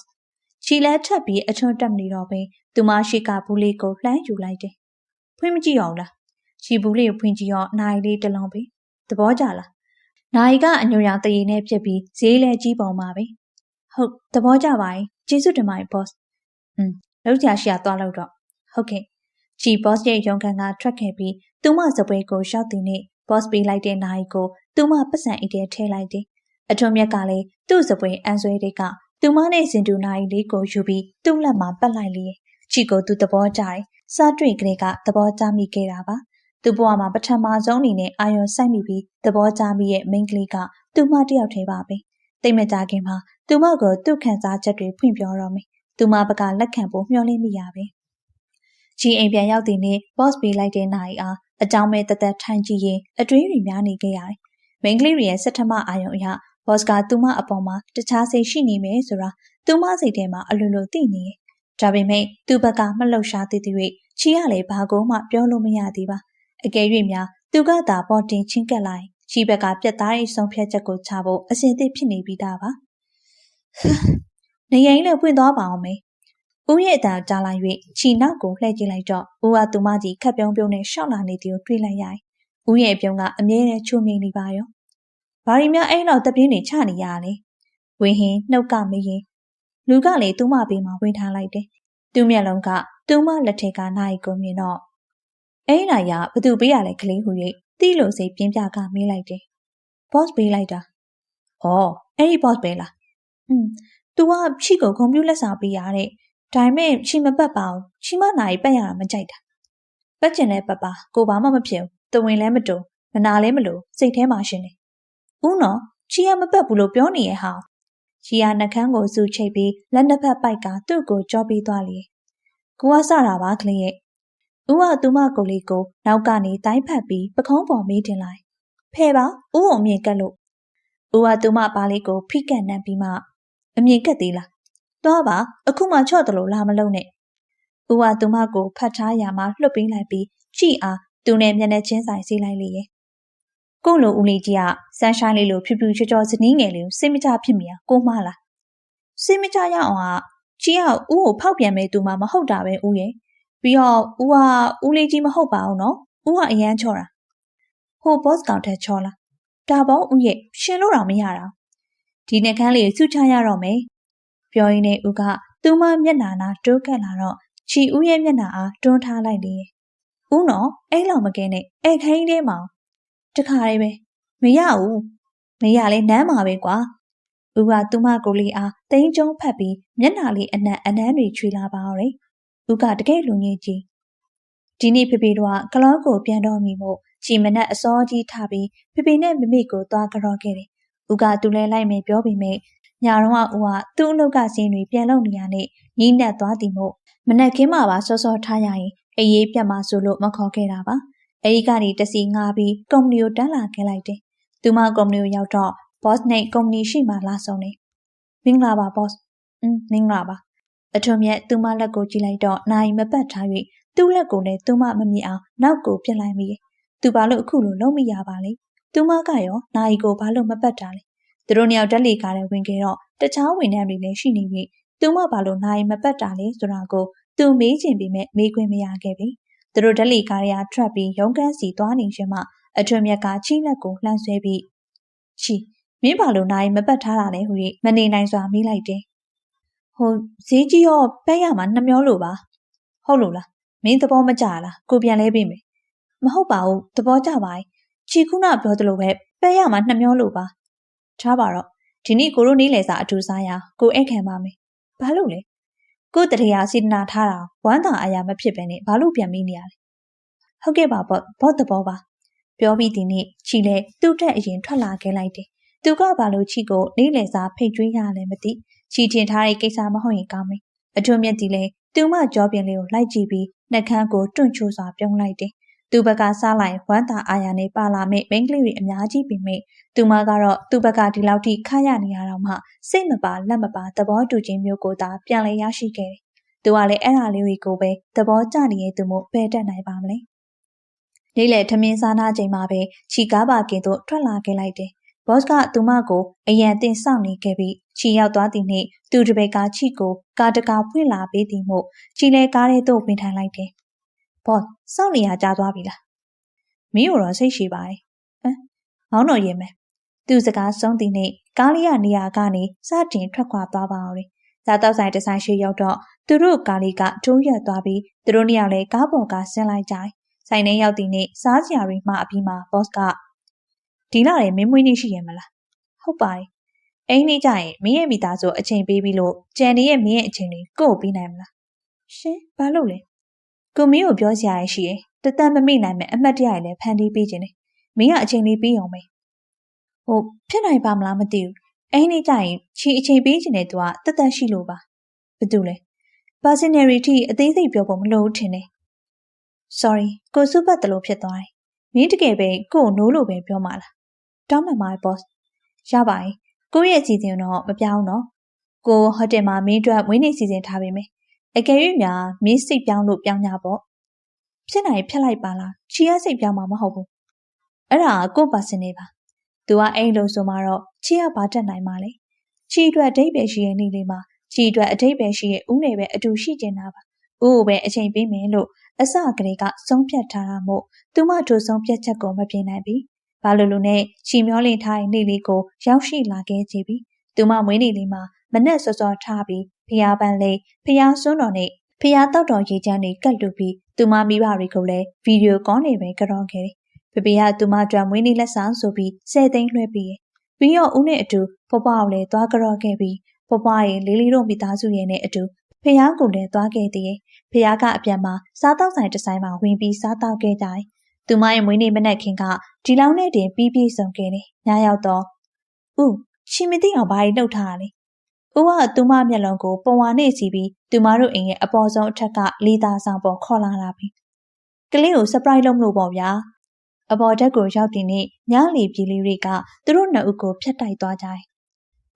ချီရန်သိကျင်နေပြီသိရမှာပေါ့1 2 3ဦးကသူမမျက်လုံးကပဝါကိုဆွဲဖြုံလိုက်တဲ့နဲ့ချီမျက်လုံးကိုဖွင့်ကြည့်လိုက်ရာသူမမျက်ဝန်းလေးတွေကအယောင်တလက်လက်တောက်ပသွားခဲ့ရလေရောင်စုံမီးလုံးလေးတွေကိုဟိုဘက်ဒီဘက်တန်းထားပြီးထိုမီးကြိုးပေါ်မှာသူမရဲ့ပုံလေးတွေကိုချိတ်ဆွဲလုပ်ထားလေပုံတွေကသူမကိုယ်တိုင်တော့မသိလိုက်ပဲခိုးရိုက်ခံထားရတဲ့ပုံတွေပဲဘယ်တော့ခိုးရိုက်ထားတာတွေလဲချီအောင်မသိဘူးဦးကသူမကိုပြုံးရိပ်သာကြည့်နေခဲ့တယ်စပွဲပေါ်မှာလည်းကလေးတစ်လုံးရဲ့လက်စာဘူးလေးရဲ့အနီရောင်နှင်းစီပန်းစည်းလေးရဲ့ကိုလည်းတွေ့လိုက်ရတယ်ချီကပန်းစည်းလေးကိုကောက်ယူနှမ်းရှာလိုက်တော့ဦးကသူမနာပို့တိုးလာပြီ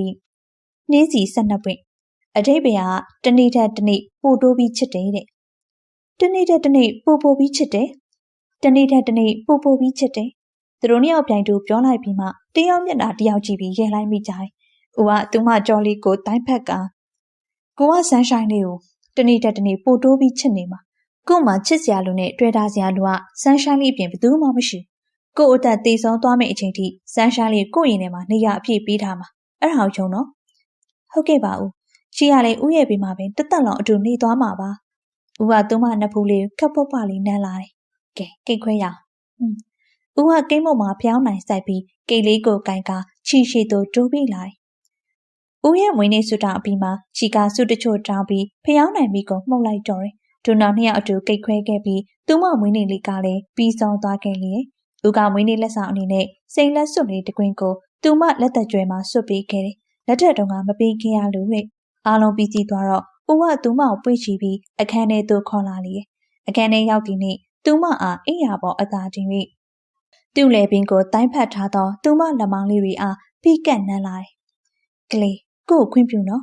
ချီကောင်းကြီးပြလိုက်ပြီးမျက်လွှာလေးတွေကိုမှိတ်ချလိုက်ပါရယ်ချီမသိခဲ့တာကသူမမွေးနေမပြီးမချင်းသူမစောင့်နေခဲ့တဲ့သူရှိရဲဆိုတာပါပ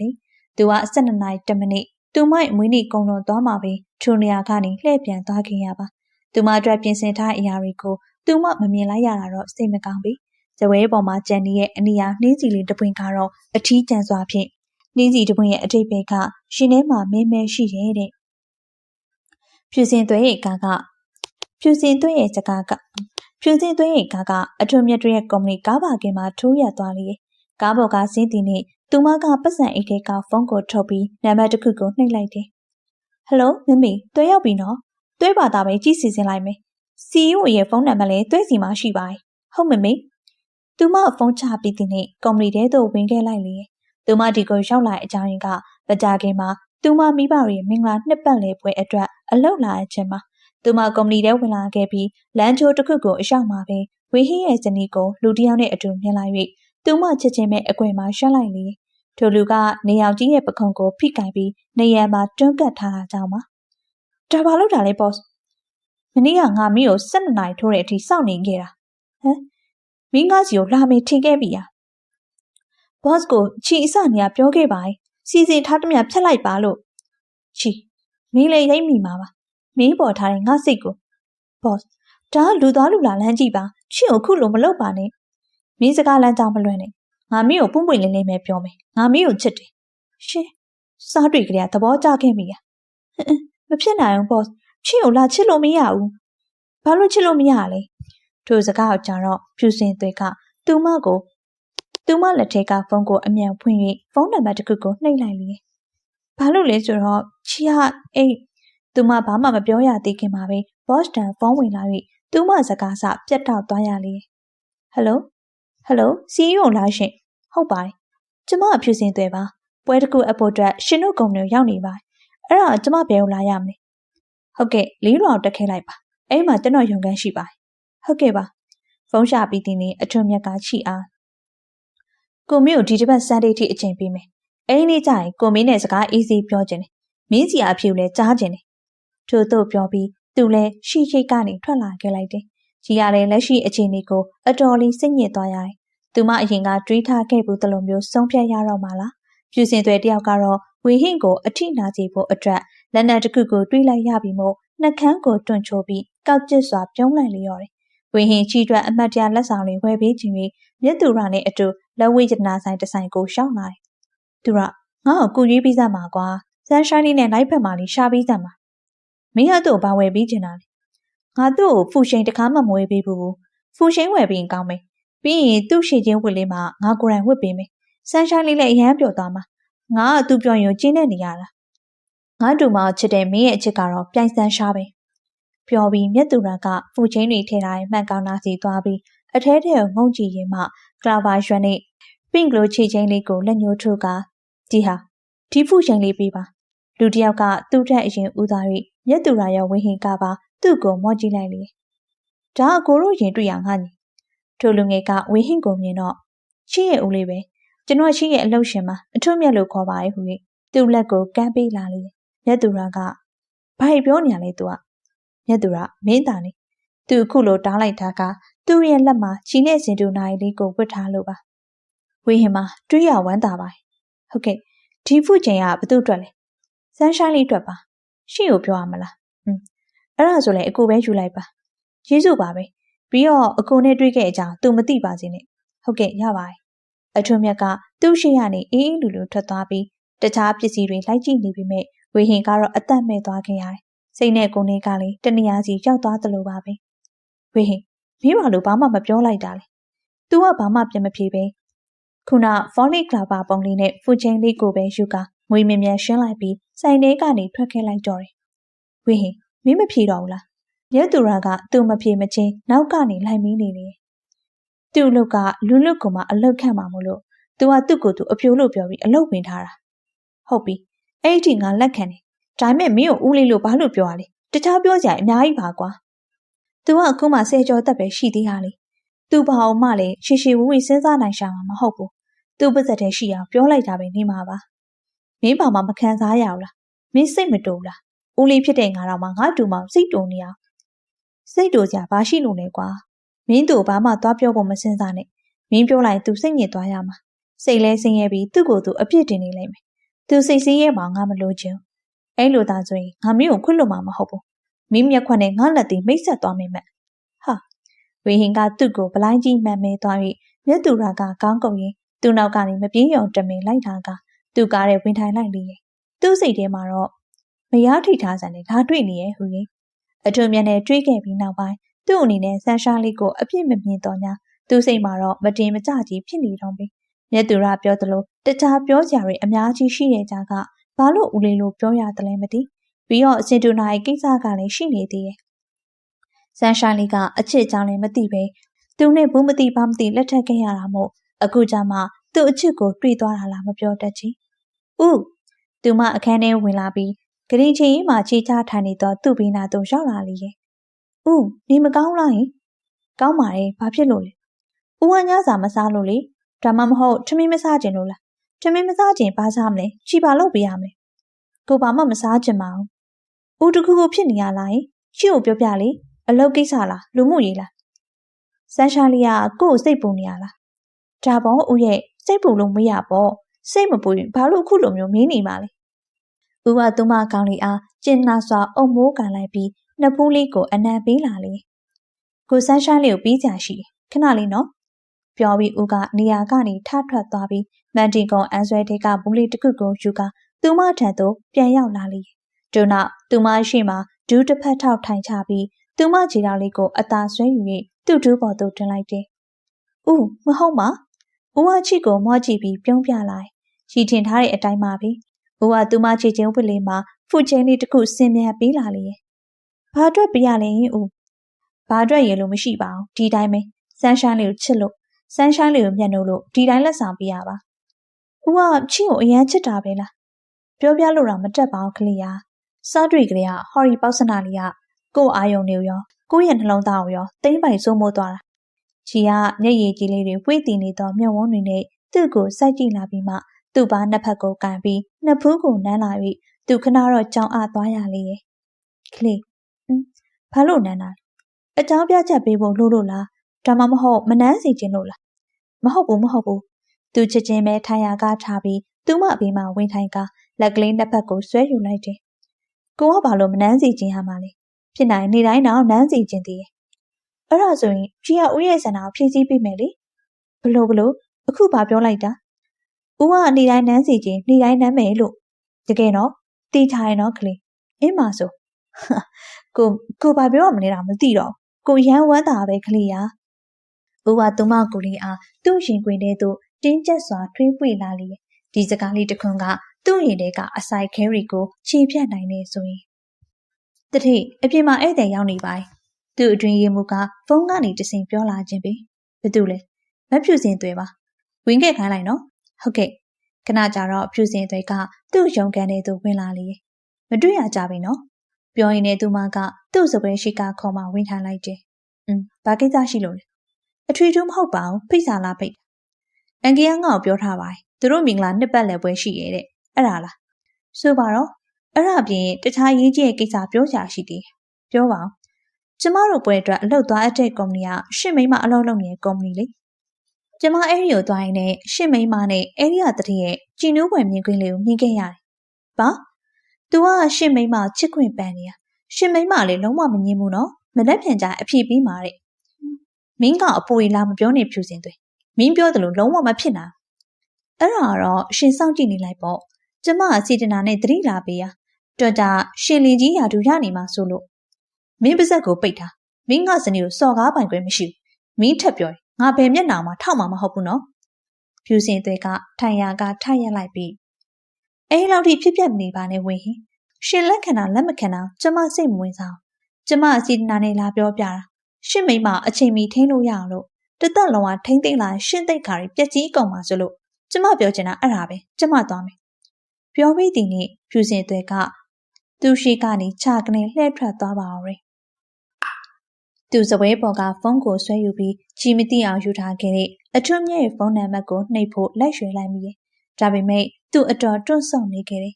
သူမေးလိုက်လို့ရလာမယ့်အဖြစ်ကသူ့နှလုံးသားကိုအစိမ့်လိုက်ခွဲလိုက်မှကိုသူကြောက်နေတယ်ဒါပေမဲ့အခုလိုသွေးကြောင်နေလို့မဖြစ်တာမို့သူအထွတ်မြတ်ထံသို့ဖုန်းဆက်လိုက်ပါအောင်ရယ်ချီငားလာတဲ့တက်ရှိက သူမတို့ခြံရှိမှထိုးရက်သွားသည့်နေ့ရွှေပတ်စံရှင်းပြီးကားပေါ်ကနေဆင်းလိုက်လေရဲ့သူမခြံထဲကိုလှမ်းကြည့်ရောခြံထဲမှာဥရိတ်ကောင်တွေးလိုက်ရတာကြောင့်သူမမျက်ခုံးလေးတွေစုကျုံသွားရတယ်ဒီညနေဦးကသူမကိုလာမကြိုးသလိုဖုန်းဆက်တော့လဲမကန်၍သူမတစီငှားပြီးပြန်လာရသည်လေဦးလာကြုံမဲ့အထင်နဲ့လှုပ်ဖို့ကိုင်ပတ်အမရီကလိုက်ဖို့မယ်ပြောတာတော့မှအကုန်ညင်းခဲ့၍ရုံးစင်းချိန်တက်တနာရီနောက်ကျပြီးမှသာအိမ်တို့ပြန်ရောက်ခဲ့တယ်ကြီးလဲစိတ်ကြိုးစွာနဲ့အိမ်ထဲကိုခက်တက်ဝင်ခဲ့ပြီးအပေါ်ထက်ကသူမတို့အိမ်ခန်းစီတက်လာခဲ့လိုက်လေအခန်းထဲရောက်တော့ဦးကပရင်းပေါင်နာမှာရှက်ကစီးလေးတောက်နေလေဦးဘယ်ချိန်ညအိမ်ပြန်ရောက်နေရလဲမေးနေရလေဦးကပြန်မဖြေတော့ချီစိတ်မရှိစွာနဲ့ပဲဦးရဲ့ပကုံအားဆွဲလှဲပစ်လိုက်တယ်ချီမင်းနေရောကြားရဲ့လားကိုကြားတယ်ကြားတော့ဘာလို့မဖြေရလဲချီကိုရောဘာလို့လာမကြိုရလဲချီအခုတစီငါးပြီးပြန်လာရရင်လမ်းမှာရှိဘလောက်ကြောက်နေခဲ့ရလဲသိလားဦးဘာလို့ချီကိုမျက်နှာလွှဲခဲ့ပြလောက်ရလဲချီကိုနည်းနည်းလေးမှစိတ်မပူလားပြောရင်းနဲ့ချီကငိုချလိုက်၍သူ့လက်ထဲကစစ်လေးကိုဖိချေပြီးအောက်ကိုပစ်ချကချီရဲ့ပကုံးလေးနှစ်ဖက်ကိုစုပ်ကန်လိုက်လေမဟုတ်ဘူးကလေးရဲ့ကိုကလေတော်ပြီအိုးအရန်စီဆိုရဲချီကိုလာမထီးနဲ့ချီကသူ့လက်တွေကိုဖြုတ်ချပြီးရှင်ဘက်ကိုစောင့်တွန်းလှုပ်ကအခန်းထဲကနေပြေးထွက်သွားပါအောင်တယ်ကလေးသူနောက်ကနေလိုက်ဖို့ပြင်လိုက်ပြီးမိအထွတ်မြတ်ပြောလိုက်စကားတွေပြန်ကြားရောက်ပြီးသူ့ခြေလမ်းတွေရက်တန့်သွားခဲ့ရလေသူအထွတ်မြတ်နဲ့ဖုန်းပြောခဲ့တော့ဟယ်လိုအကိုပါချီရဲ့ဦးလေးပါကျွန်တော်ဖုန်းနံပါတ်ကိုဘယ်ရရလဲချီစီရပါအခုအကိုမင်းကိုမေးကြရှိလို့ဟုတ်ကဲ့မေးပါမင်းနဲ့အကိုတူမအချင်းတွေကိုသိကျင်လို့ပါ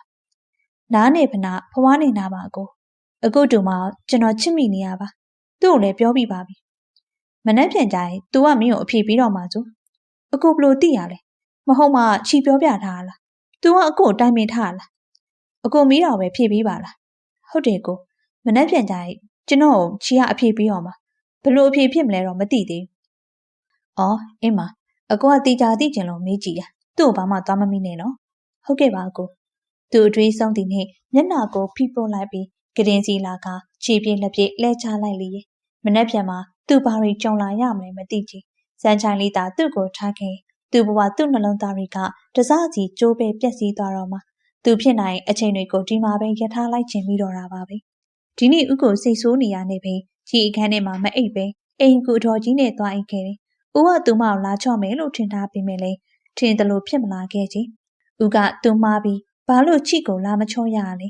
ဦးကသူမကိုမချစ်တော့တာလားထို့သောအတွေးဝင်လာတော့သူမနှလုံးသားကဆက်ဆက်ခါနာကျင်သွားရပြီးမျက်ရည်တွေကအဆက်မပြတ်စီးကျလာခဲ့ပြန်တယ်။ဦးကတကယ်ကိုပဲသူမအပေါ်မှာဘာလို့ချစ်ချင်းကြီးစိမ့်ကားသွားရလဲမသိချင်။နောက်နေ့ညကလေကောင်းကောင်းအိတ်မပြောခဲ့ကြီးကမနှက်ကြလေအစောကြီးနိုးနေတယ်။အိယာနိုးတီနေချီအခန်းထဲပြန်လာပြီးရေချိုးခန်းထဲသို့တန်းဝင်ခဲ့လိုက်တယ်။ဦးကတော့အခုထိအိယာကမထသေးပြီ။ချီရေချိုးပြီးအခန်းထဲကထွက်လာတော့ဦးကအိယာကနိုးနေပါပြီ။ဒီနေ့ရုံးပိတ်ရမလားဘာလို့ရေတွေအစောကြီးချိုးနေရလဲ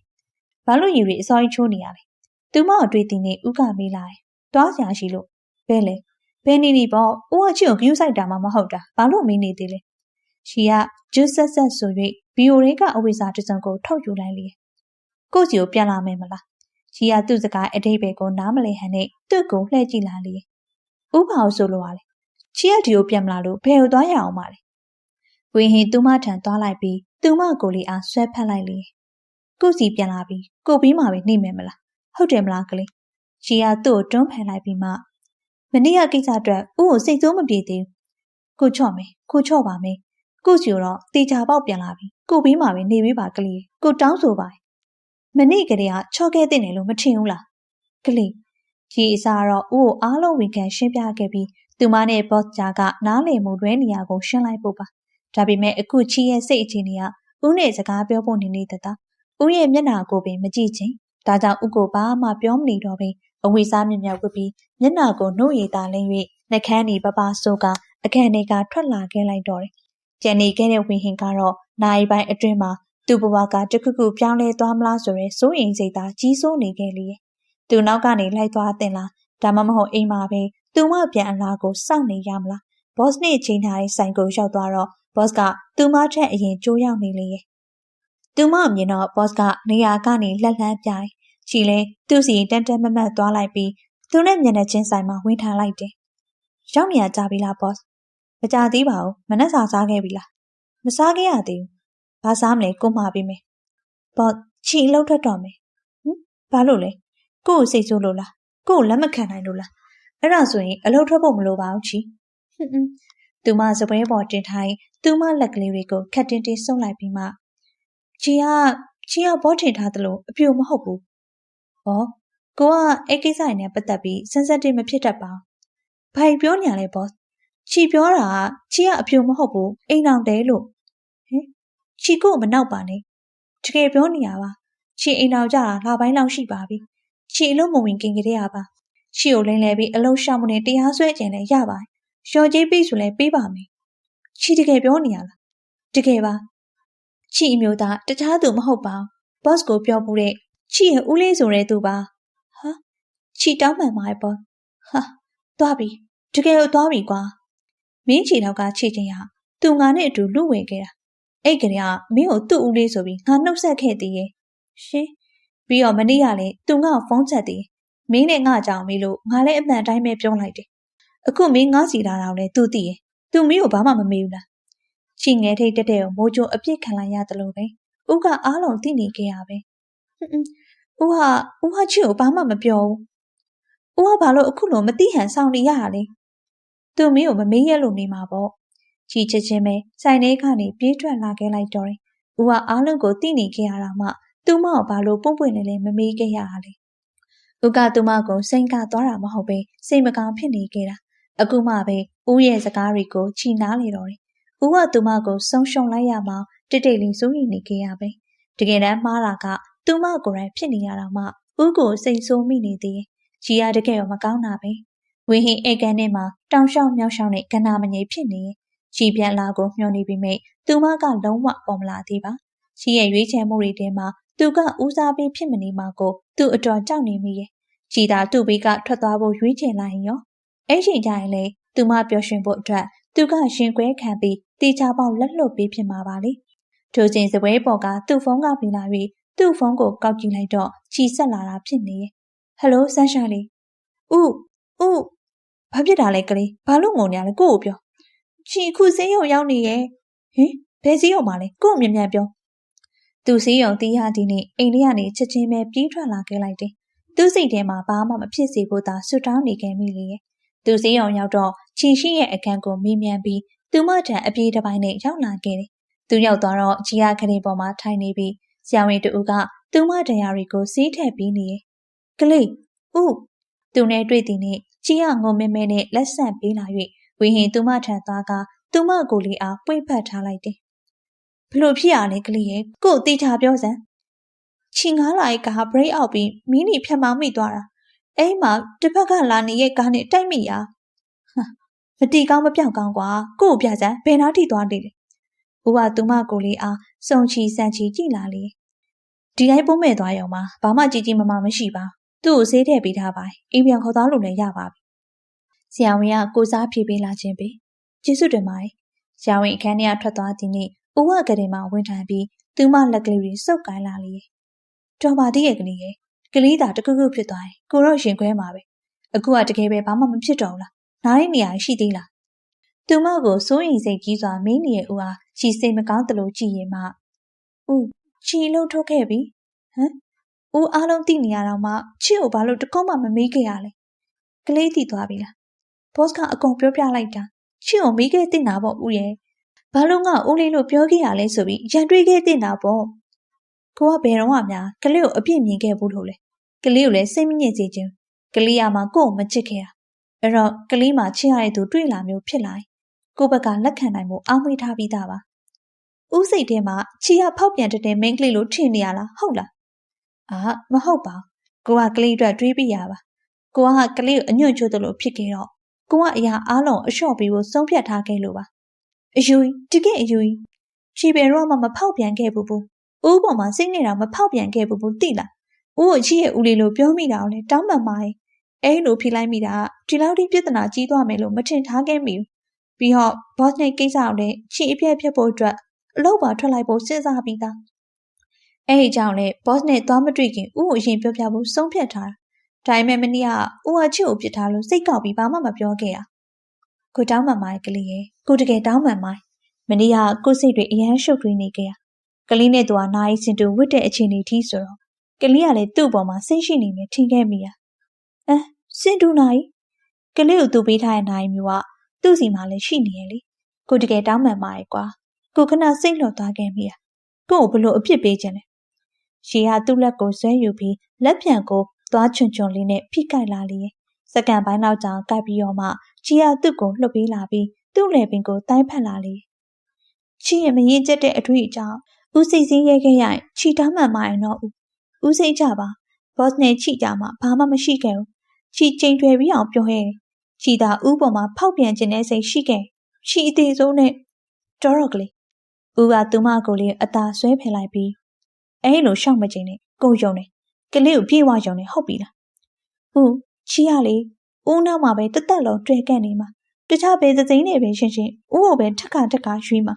အဲ့ဒါဦးကချီကိုအနုနာခံလို့လည်းမဟုတ်ဘူးအရန်ချစ်ပေးနေလို့လည်းမဟုတ်ဘူးသူလောင်ငါ့ကိုတီးခံပြီးနိုင်တဲ့သူမရှိလို့တွေးမိလို့လည်းမဟုတ်ဘူးချီကိုယ်တိုင်ကဦးကိုချစ်လို့အင်းမဦးဘာအင်းမလဲဦးကိုချစ်တယ်လို့ပြောနေရလေဘာကြီးဦးကိုချစ်တယ်လို့ဦးနော်စိတ်ပေါက်လာပြီ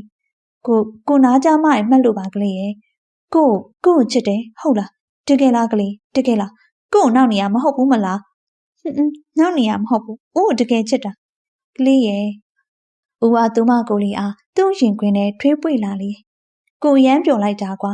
ဒီစကားကိုကြားရဖို့ကိုစိတ်ကူးတာမရင်ရဲခဲ့ဘူးကလေးရဲ့ဒီတသက်တော့ကလေးဘက်ကကို့အချစ်ကိုတုတ်ပြန်လာမယ်လို့မထင်ထားခဲ့မိဘူး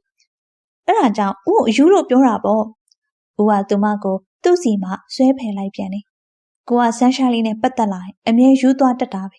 ချစ်လုံးလုံးယူခဲ့တယ်ဆုံးရှုံးရမှာတွေးကြောက်ပြီးယူခဲ့တယ်ကလေးရဲ့နှလုံးသားပိုင်ဆိုင်ရလို့လည်းယူပြန်တယ်နောက်လေကိုကအမြဲယူနေအောင်ပါပဲကို့ချစ်တယ်လို့ထပ်ပြောပါဦးလားကလေးရဲ့ကိုကြားကျင်သေးရဲ့ဦးကိုရမ်းချစ်တယ်ကိုကအစာပေါင်းများစွာပို့ပါရဲ့ကလေးကိုမိုးလောက်မကချစ်တယ်ပြောပြီးဦးကသူ့မနှကန်းလေးထပ်မှာအနမ်းတွေချွေလာပါအောင်ကြီးကလည်းမျက်လွှာလေးတွေဖိပိန်ရင်ဦးရဲ့အနမ်းတွေကိုတုတ်ပြန်နေမိပါအောင်ချီကားအစီတန်းဖြစ်တဲ့တဲ့ရင်ကိုကြတော့ဖေဖေကမစီမဆိုင်မိဦးကိုလှမ်းကြည့်မှန်ပဲမင်းဟာလေအပြောတစ်မျိုးအလုပ်တစ်မျိုးကငါသမီးလေးထိခိုက်ရမင်းကြောင့်ပဲကွာငါသမီးကိုငါပြန်လာခေါ်မယ်ဟိတ်ကောင်အခုအဲ့ဒါသူပြောဖို့ပါဇက်ပြင်းနေအောင်ချီကသူ့လက်ထဲကဖုန်းကိုဆွဲယူလိုက်လေဖေဖေပြန်လာခေါ်လဲချီကလုံးဝမလှမ်းပြီးတော့ချီဘာမှမဖြစ်ဘူးဖေဖေရဲ့တောင်မြည်နေရောပဲသမီးဒါပဲနော်ဖေဖေစိတ်မပူနဲ့တိလားချီရမ်းကြက်မှာဖေဖေစိတ်ကြနော်သမီးသူမအဖေဘာမှမပြောခင်မှာပဲချီလဲဖုန်းချပစ်လိုက်တော့တယ်ဖေဖေကတော့အရန်စိတ်ပူတတ်တာပဲအဲ့ဒါတော့ဆန်းရှိုင်းလေးရဲ့ဖေဖေကဆန်းရှိုင်းလေးကိုချစ်လို့ပေါ့ကိုလည်းအဲ့လိုစိတ်ပူကြမဲ့ပပကလေးတယောက်လောက်လိုချင်လိုက်တာဦးကချီကိုကလေးမွေးခိုင်းနေရလားအော်အခုချက်ချင်းကြီးမဟုတ်ပါဘူးတစ်ချိန်ချင်းပေါ့အဲ့ဒီတစ်ချိန်ချင်းကရှိလာမှာမဟုတ်ဘူးဘာလို့လဲကလေးရဲ့ကိုယ့်ရဲ့ရင်သွေးလေးမမွေးပြနိုင်လို့လားချီကဦးကိုစိုးလုံးမှမဝတည်ရချီကဦးရဲ့ကလေးလေးဖြစ်အကြာကြီးရှိနေခြင်းတည်ရချီကဦးရဲ့ကလေးလေးဖြစ်အကြာကြီးနေခြင်းတည်ရကလေးမွေးပြီးကလေးကိုပဲဦးစားပေးရတော့မှာချီအဲ့လိုအဖြစ်မခံနိုင်ဘူးနော်ဦးရဲ့ဦးစားပေးကချီတယောက်ပဲဖြစ်ချင်တာသူ့လက်မောင်ကိုတွဲ၍ပခုံးမှာမိကာဆိုလာရဲ့ချီအားသူ့ကောင်းလေးကိုဖိကန့်နမ်းလိုက်လေတို့နောက်သူ့လက်မောင်ကိုဖတ်ထား၍သူမလက်ကလေးကိုအသာဖဲပြီးပခုံးလေးကိုဆွဲဖက်၍သူ့ရင်ခွင်ထဲမှာပွေဖက်ထားလိုက်တယ်အဖိုးကြီးအဖွားကြီးဖြစ်တဲ့အထိကိုယ့်ရဲ့ဦးစားပေးကဆန်းရှိုင်းလေးပဲဖြစ်နေမှာစိတ်ချနော်ကလေးထပ်ပို့ပြီးဦးစားပေးရမယ့်သူဆိုတာမျိုးကို့ဘဝမှာရှိလာမှာမဟုတ်ဘူးကို့သွေးသားနဲ့ရှင်လာရင်တော့ကလေးကပထမကလေးကအခင်ဟာပဲချစ်ကိုတိတ်ချစ်တာပဲလားအရန်ချစ်တယ်ကို့ဘဝနဲ့လဲနိုင်တဲ့အထိပဲချီလေဦးကိုအရန်ချစ်တယ်ဦးကသူမကိုသူ့စီမှာခွာလိုက်ပြီးသူမနှကန်းလေးကိုထိကပ်နှမ်းရင်အချိန်တွေအကြာကြီးနှကန်းချင်းကဟေးဆက်လာပါအောင်သူမတို့နဲ့မျက်နှာချင်းဆိုင်မှာထိုင်နေတဲ့အထွတ်မြတ်ကိုကြည့်ပြီးချီစိတ်ထဲမှာအာနာမိသလိုအထွတ်မြတ်တင်လဲသူမလိုပဲခံစားနေရမယ်ထင်တယ်ကျွန်တော်တောင်းပန်ပါအခုဇနီးပေါ်မှာကျွန်တော်ကမယိုးမသားစိတ်တွေဝင်ခဲ့မိလို့ပါကျွန်တော်တကယ်အားနာပါတယ်မျက်နှာတော့ဘလို့ပြရမလဲမသိတော့ပါချီနဲ့ကျွန်တော်ကြားမှာလည်းဘာဆိုဘာမှမရှိပါကျွန်တော်ဘက်ကသာတစ်ဖက်သက်ဖြစ်ခဲ့ရပါအခုနားလေပါတယ်အခုစိတ်ထဲမှာလည်းဘာမှမရှိတော့ပါဒီကိစ္စကနားလည်မှုလွဲသွားကြတာပါမင်းစိတ်ထဲမထားပါနဲ့ပြောရရင်မင်းကြောင့်သာအကူကဆန်းရှိုင်းလေးစီကနေချစ်တယ်ဆိုတဲ့စကားကြားခဲ့ရလေအကူကကျေးဇူးတော်တင်သေးရဲ့ အခုမှပဲသူ့စိတ်ထဲမှာနေတာထိုင်တာရှိသွားသလိုပဲချီကတခြားသူရဲ့ဇနီးဆိုတာသိလိုက်ရချိန်မှာသူမအပေါ်မှာထားတဲ့စိတ်တွေကချစ်ချင်းဆိုသလိုပဲပြတ်သုံးသွားခဲ့ပြီးသူမကိုတက်မှတ်စိတ်ကမြူတမုံစာလောက်တောင်ကြံမနေခဲ့ပါသူကြောင့်သူများအိမ်တော်ကြီးပျက်စီးရတယ်ဆိုတာမျိုးကိုသူနည်းနည်းလေးမှအဖြစ်မခံနိုင်ပြီကျေးဇူးတင်ပါကိုတကယ်ကိုကျေးဇူးတင်တာပါချီရရောတကယ်အလုပ်ထွက်မှာလားထွက်ရမှာပေါ့ချီလိုက်ပြမလုံးလေအကယ်၍လိမ်ပြီးအလုပ်လျှောက်ခဲ့မိလို့ကျွန်တော်မျက်နှာပူလို့ဆိုရင်တော့အလုပ်ထွက်ဖို့မလိုပါဘူးကျွန်တော်က CEO ပါပြီးတော့ဒီအိမ်ကနေပြန်သွားနေကျွန်တော်တို့ကြာမှာဘာပြဿနာမှမရှိခဲ့ဘူးလို့သဘောထားလိုက်တော့မှာပါအဲ့လိုမှမဟုတ်ပဲကိုဝေဟင်သဘောမတူလို့အိမ်နာမှုတွေနဲ့မို့လို့ဆိုရင်တော့ကျွန်တော်ဘာမှမပြောလို့ပါဘူးချီဦးကိုလှည့်ကြည့်လိုက်တော့ဦးကသူမလက်ကလေးကိုစုပ်ကိုင်းလာပြီးကိုကြောင့်နေရောဆန်းရှိုင်းလေးရဲ့အိမ်မက်တွေအပြည့်ကြီးမခံနိုင်ပါဘူးဆန်းရှိုင်းလေးဘာလို့ဘာပဲဆုံးဖြတ်ကိုဘက်ကကြည့်ပြီးတယ်တကယ်လားဦးတကယ်ပေါ့ချီအရန်ပြုံလိုက်တာချီလို့ပြင်စင်းပါမယ်ပေါ့ဟုတ်ပါပြီဝဲကန်ပါပဲအဲ့ဒါဆိုကျွန်တော်ခွင့်ပြုပါသူပြောပြီးနေရာကနေထထွက်လာခင်လိုက်တယ်သူအိမ်ထဲကထွက်ခါနေမှာချီတို့ကိုနောက်တစ်ကြိမ်ပြန်လဲချင်းပြီးတော့သူတို့ကအချင်းချင်းပွေဖက်ထားကြသည်ပြီသူတို့စုံတွေကဘေးကလူတွေကိုပါကြည်နူးမှုတွေကူးစက်စေရမျိုးကိုဝေဟင်ရဲ့ချီအပေါ်ထားတဲ့မြစ်တာတွေကတကယ့်ကိုနှွေးထွေးလွန်းလာပါသူလည်းတနေ့နေ့မှာသူဘေးရဲ့မြစ်တာတွေကိုခံယူပြီးမိစစ်မှန်တဲ့မိန်းကလေးတူကိုတွေ့ချင်မိပါရဲ့လေဒီနေ့ကုမ္ပဏီမှာဝန်ထမ်းအသစ်ခေါ်ယူခြင်းအတွက်အင်တာဗျူးဖို့အထွတ်မြတ်တယောက်ကုမ္ပဏီကိုစောစောရောက်လာသူဓလီကားတဲ့ဝင်ချင်းမှာပဲမိန်းကလေးတူကသူနဲ့ချင်းချင်းနောက်ဆင်းဆိုသလိုပဲဓလီကားတဲ့သူပြေးဝင်လာလေရဲ့တော်ပါသေးရဲ့မမီတော့အောင်ထင်တာသူမကအသက်ကိုပြင်းပြင်းရှူပြီးရှင်ဘက်လေးကိုဖိကာခက်တိုးတိုးရေရွတ်လိုက်လေသူမပုံစံကအသက်ကိုမနှဲရှူနေရပုံမို့သူ့အာယုံတွေကသူမထံသို့စူးစိုက်သွားရလေမင်းအစီပြေးရလားမင်းတို့ကြီးကအရန်မောနေသလိုပဲရှင်ဟုတ်ပြေးပါရဲ့ဝတ်တန်းကယောဂခံရှိလို့ဓလီကားမရပြေးလိုက်လူကနည်းနည်းမောသွားတာပါအော်ထိုစဉ်ဓလီကားတကားပွင့်သွားပြီးသူရောထုံမိန်ကလေးပါအပြင်ကိုထွက်လာခဲ့ကြလေရဲ့ထို့နောက်သူမကသူ့ရုံခန်းရှိကခုံမှာတောင်းဝင်ထိုင်လိုက်ပြီးအလုတ်လာလျှောက်တဲ့သူတွေကတယောက်မှသိလိုက်ရိုက်သူမလည်းသူ့ကိုမြင်တော့အတော်အံ့ဩသွားပုံပါပဲသူကတော့မသိချင်အောင်စောင့်နေခဲ့လိုက်တယ်တိတ်မကြခင်မှာပဲသူ့အလုတ်လာလျှောက်သူတွေကိုစတင်ပြီးအင်တာဗျူးခဲ့ပါရယ်သူတယောက်ပြီးတယောက်ကိုအင်တာဗျူးနေရင်မှခုနအကောင်မလေးအလဲကဘယ်တော့မှရှောင်မလဲဆိုတာကိုမသိစိတ်ကမျှော်နေမိခဲ့တယ်နောက်ဆုံးနှစ်ယောက်ပဲကြံတော့တဲ့အချိန်မှာထိုမိန်းကလေးကနောက်ဆုံးကြံတော့တစ်ယောက်ပဲသူ့ကိုတွေ့တော့သူမခက်ရွရွနဲ့ပဲသူ့ရှိမှဝင်ထိုင်လိုက်လေဝတ်တန်မိုးတဲ့နော်ဟုတ်ခုနယောဂခံရှိရလို့ပြောတယ်မလားဘာယောဂလဲရှင်သူကကောက်ခါငင်ကိုင်းမေးလိုက်တော့သူမအကြောင်းသွားပုံပြီးမှမွေးရပါနှလုံးယောဂပါလို့ခက်တိုးတိုးဖြေလိုက်မင်းဟာဒီလောက်လို့ဖို့အပင်ပန်းခံနိုင်လို့လားအရန်ခံနိုင်ပါရဲ့ဟမ်အပင်ပန်းခံနိုင်တယ်လို့ပြောတာပါရှင်သူထိုမိန်းကလေးကိုတေချာကြည့်ပြီးအလုံးနဲ့ပတ်သက်တာတချို့ကိုသာဆက်လက်မေးမြန်းခဲ့တယ်သူမပုံစံကလေးတိုင်နောက်လေးနဲ့အတူပါသွားမလားထင်ရအောင်လူကပိန်သေးသေးနဲ့တည်မှုသူအလုတ်ခန့်ဖို့တွန့်ဆုတ်နေခဲ့တယ်လို့တစ်ဖက်မှာလည်းသူမကိုကျင်းသေးပေါအလုတ်ခန့်ချင်နေခဲ့သည်ပင်ချီနောက်လာကြရင်ပွဲတစ်ခုစီစဉ်ဖို့ရှိရနော်မင်္ဂလာနှစ်ပတ်လည်ပွဲတဲ့သူမတို့ရဲ့ကောင်းဆောင်အမကပြောလာခြင်းပင်နောက်လာဘဲနေလဲမမ20ရက်နေတဲ့ဘာလို့လဲအိမ်ကြီးကချီရဲ့အိမ်တော်သားတစ်နှစ်ပြည့်ရဲ့နေနဲ့တိုက်နေရဲ့ဟုတ်လားအဲ့ဒါဆိုရင်လည်းချီရဲ့အိမ်ကြီးကြိုင်အဲ့ပွဲချီမလာနဲ့ရောလေဒါပေမဲ့ပွဲစီစဉ်တာတော့ချီကဥဆောင်ရမယ်ဘော့စ်ကချီကိုခိုင်းတာအဲ့ပွဲအပြင်စီကိုချီဟာကိုစိတ်ကြိုက်အပြင်စီကိုကြိုက်ဆုံးပန်းနေနဲ့ကိုပွဲလိုသဘောထားပြီးပြင်ဆင်ရမယ်တဲ့ဘဝလေးဆိုပါနှစ်ပတ်လည်းရှိရခြင်းတူတူတောင်မှချီကသူများပွဲတော့ပွဲစီစဉ်ပေးရမယ်တဲ့ဟုတ်နေပြီချီအိမ်ပြန်ရောက်တော့ထို့ကြောင့်ဥကိုပြောပြတော့ဦးကဘာဖြစ်လဲကလေးရဲ့ဒါလို့ပဲဦးတဲ့ဦးကချီအတွက်ဘာမှမစီစဉ်ပေးဘူးလားကိုလည်းအိမ်ကြီးကြအလုံးမအောင်ဘူးကလေးရဲ့အဲ့ဒါဆိုရင်ချီရဲ့နှစ်ပတ်လည်ပွဲကဘာဒိတ်ပဲမှမရှိတော့ဘူးပေါ့ဟုတ်လားနှစ်နှစ်ပြည့်ကြရင်ကိုတိုးချပြီးတခန့်တနာလုပ်ပြီးပါမယ်နော်ကလေးချီဘာမှပြန်မပြောဘဲဦးကိုကြောပိကအိတ်လိုက်တော့တယ်ဦးကိုကိုင်ပေါက်ချင်လိုက်တာအယံပဲဒီနေ့ကဦးနဲ့သူမရဲ့မင်္ဂလာနှစ်ပတ်လည်နေ့ပါသို့တော်ဦးဟာအလုပ်တွေအများများနေပြီးသူမအချိန်မပေးနိုင်ခဲ့ပြီဒါကြောင့်အစားကချီစင်းစားထားသလိုမျိုးကတလွဲဖြစ်သွားပြီးချီဦးဆောင်စီစဉ်ပေးထားတဲ့ပွဲမှာပွဲရှင်တွေကိုဂုဏ်ပြုဖို့အတွက်ထိုပွဲကိုချီတက်ရောက်ခဲ့တယ်။ပန်းနုရောင် body face လေးကိုမှလက်နဲ့ dress ရဲ့အောက်ခြေအဖျားလေးတွေမှာသားမွေးနုနုလေးတွေနဲ့ဒီဇိုင်းထွင်ထားပြီး dress ပေါ်မှာလည်းခရစ္စတယ်လေးတွေကိုအနုစိတ်ဖန်တီးထားသောဝတ်ဆောင်လေးနဲ့နူးနူးရွရွလှနေသောချီရဲပါ။စပင်လေးကိုရေလိုင်းကောက်ကောက်ပြီးအလဲခွဲလေးခွဲခါလိပ်ပြပန်းခက်လေးတွေနဲ့ဖန်တီးထားတဲ့စံကုတ်လေးကိုတထားပြီးမျက်နှာမှာလည်းမိတ်ကပ်ပပလေးလိမ့်ချထားသေးရဲ့။ငွေမီအောင်ဖက်နှက်လေးကလည်းသူမရဲ့အလှကိုအစွမ်းကုန်ပန်ပိုးပြီးထားပြန်တယ်။ပြောရရင်သူမကပွဲရှင်အမျိုးသမီးထက်တာလှနေမလားမသိပါ။ထို့သောတွေးမိရဲ့ကို့အတွေ့ကိုမောင်းမိသလိုဒီပုံစံဒီဒီဇိုင်းဒီဝတ်စုံကိုချီဘက်ကလိုလိုလလနဲ့ပြင်ဆင်ခဲ့တာမဟုတ်ပါဘူး။ပွဲရှင်တွေကသူမရဲ့ပြင်ဆင်ပေးမှုကိုအရန်သဘောကျ၍ကျေးဇူးတင်တဲ့အနေနဲ့သူတို့ပွဲကိုတက်ဖို့အထူးတလဲဖိတ်ချပြီးဒီဝတ်စုံနဲ့ဖက်နှက်ကိုဘော့ကနေတဆင့်သူမကိုပြီးခဲ့ရပါ။တကယ်ဆိုဒီလိုအချိန်မှာကြီးရဦးနဲ့အတူအချိန်ကောင်းလေးဖြတ်သန်းနေရမှာခုတော့သူများကိုဂုဏ်ပြုရင်သူများအားကြရင်းနဲ့ပဲအချိန်ကုန်ရတော့မယ်။ဘာဖြစ်လို့လဲချီဘာလို့တပြင်းတွေချနေရလဲ။ဘာမှမဟုတ်ပါဝတ်တန်ရင်ဒီတိုင်းပဲငိုချင်လို့။ဩသိပြီချီမျိုးသားလွမ်းလို့လားဝတ်တန်သိထားပါရဲ့ချီပါမှစိတ်မကောင်းမဖြစ်ပါနဲ့ပျော့ပျော့နေပါ။အဲ့အဖိုးကြောင့်လာမပြောနဲ့သူ့ကိုကိုက်ပေါင်းပစ်ချင်တာမနိုင်လို့ရဟွန်းမကြခင်မှာပြောရမှာပါချီရဲ့